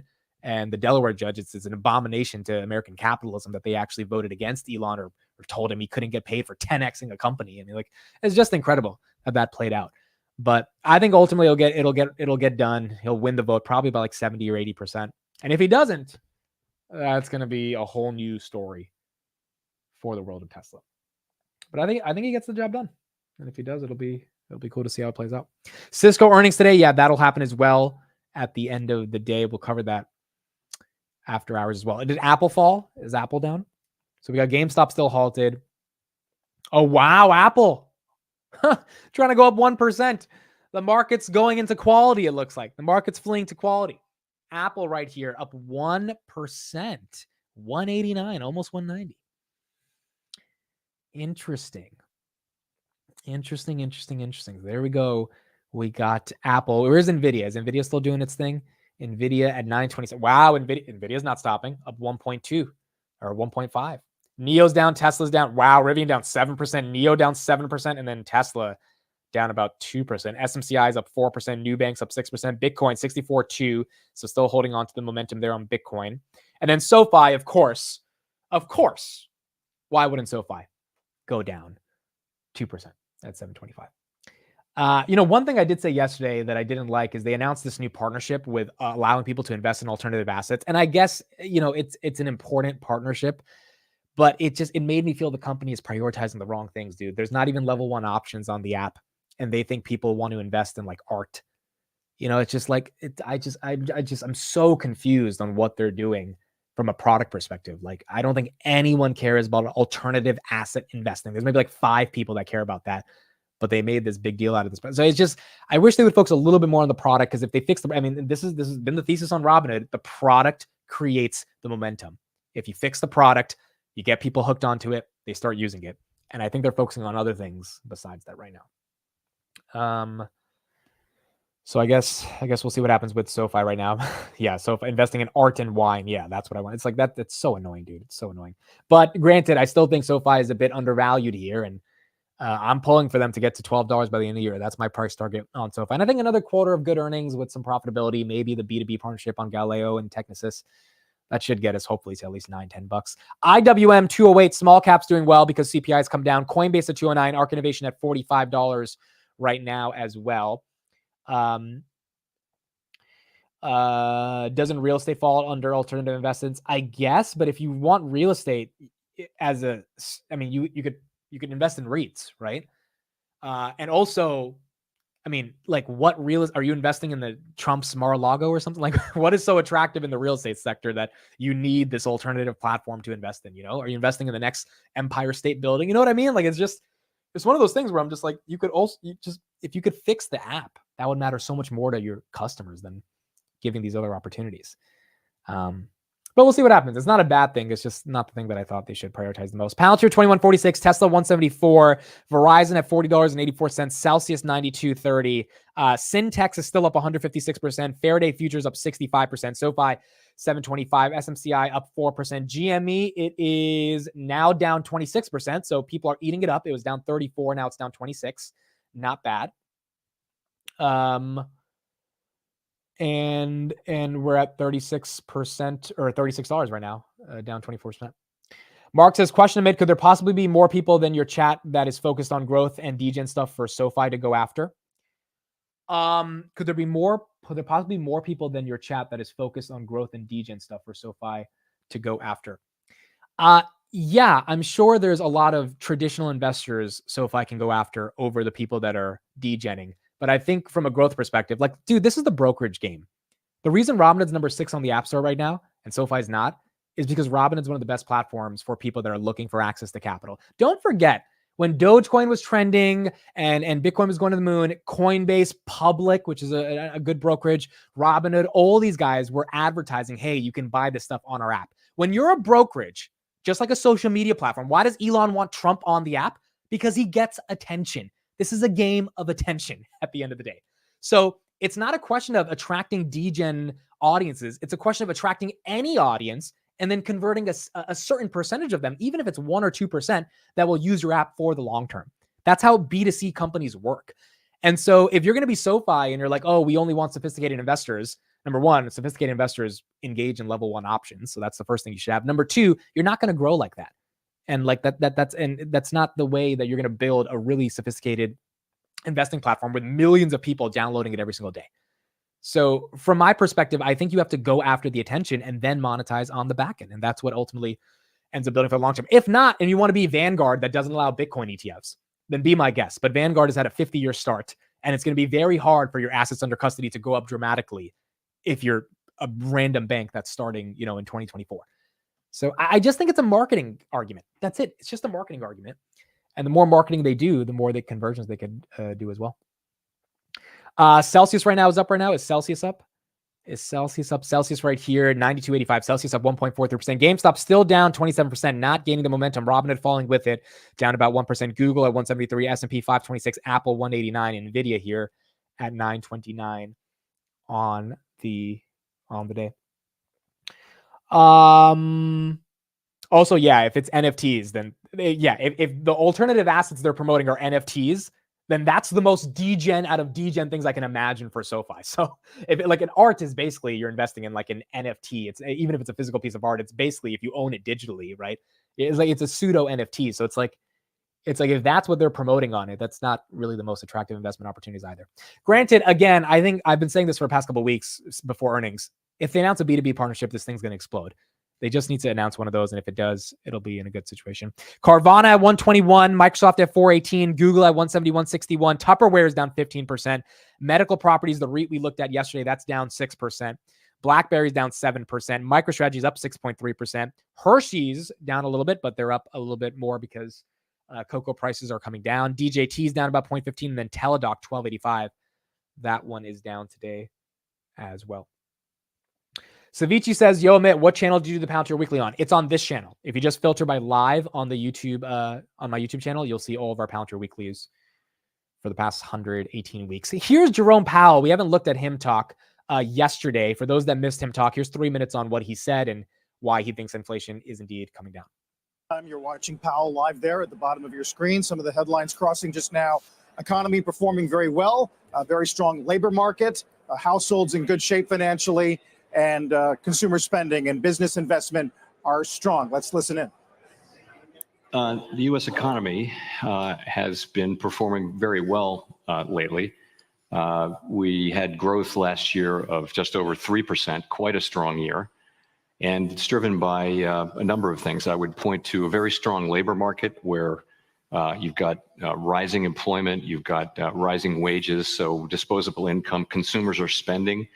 Generally, households are in good shape financially. They're not over-levered. And so we see a good picture. Consumer spending has held up very well. As well, business investment has been strong. Businesses are seeing opportunities to invest, and that has helped. I would also point to a fairly large influx of immigration into the country over the past couple of years. Those people are joining the labor force. We're experiencing still a labor shortage in many industries, and so there are jobs, and they're going to work and they're consuming. So that's also boosting growth. So overall, a good picture looking at the data so far. The labor market is very, very strong. It was, I think, overheated a couple of years back, and what we've seen is it coming back in gradually into a better balance over the last couple of years. And now I think if you look at a broad range of data, you could say that the labor market is about as tight as it was before the pandemic in 2019, and that's good. Real wages are now positive, and unemployment has been below 4% for 27 consecutive months, something that hasn't happened in a half century. So labor market very strong, and again, signs of gradual cooling and rebalancing so that supply and demand of workers is coming back into balance, which just as we would want. Inflation, it's worth starting with the fact that on a 12-month basis, headline inflation got as high as 7.1%, is now down to 2.7%. Core inflation got as high as 5.6% and is now at 2.8%, so it's down by half. That progress, though, really happened over the course of last year, particularly the second half of last year.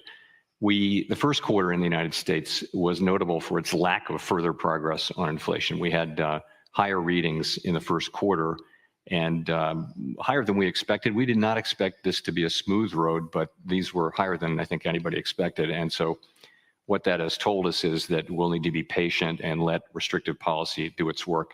If I turn to the outlook just for a second, I would say we expect continued growth, 2% or better. We expect the labor market to continue to be strong, but to move further and further into balance. And I expect that inflation will move back down on a monthly level, on a monthly basis, to levels that were more like the lower readings we were having last year. He said that knowing the CPI numbers that we got this morning, that was lower than expected, and markets have reacted positively to that. One piece of breaking news, guys, we're getting right now on Netflix, and then I'll get you guys out of here. Netflix here is up 0.8%. Apparently, Netflix has inked a deal with the NFL to have their Christmas Day games live on Netflix. That's a big deal.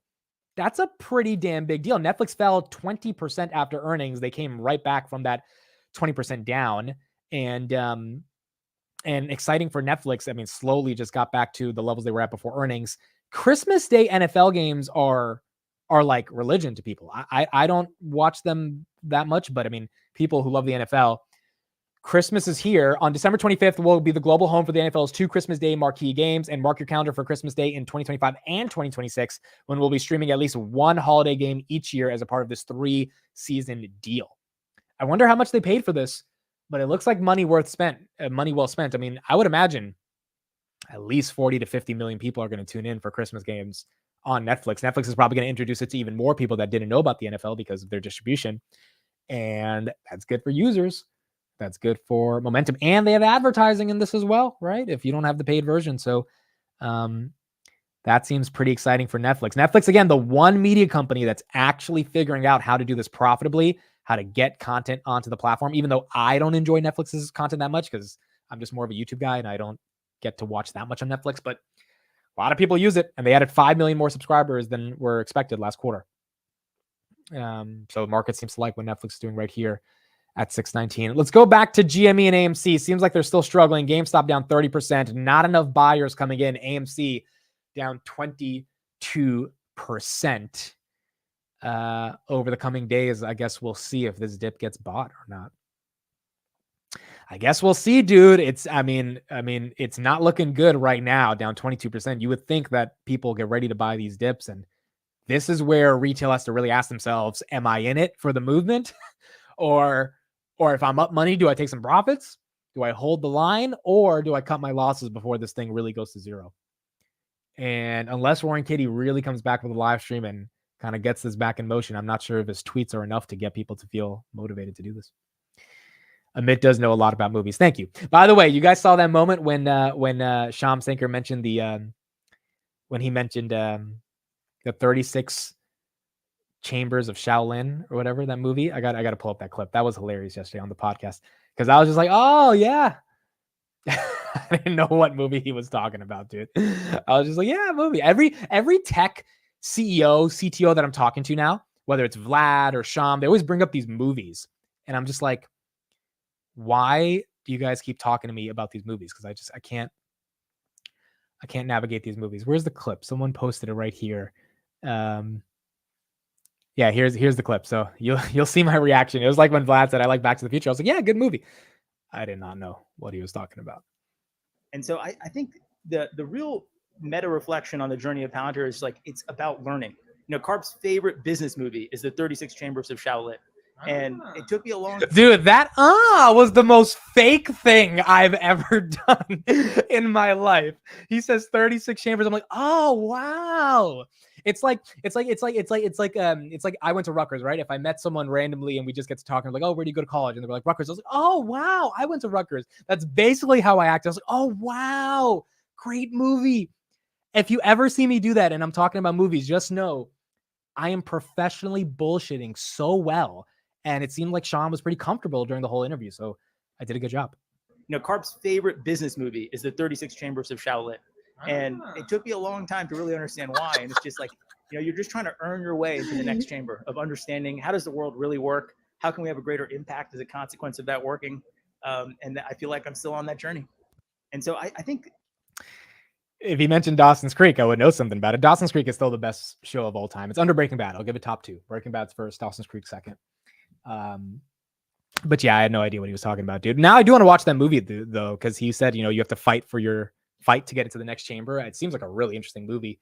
And so, so I probably do need to watch it now.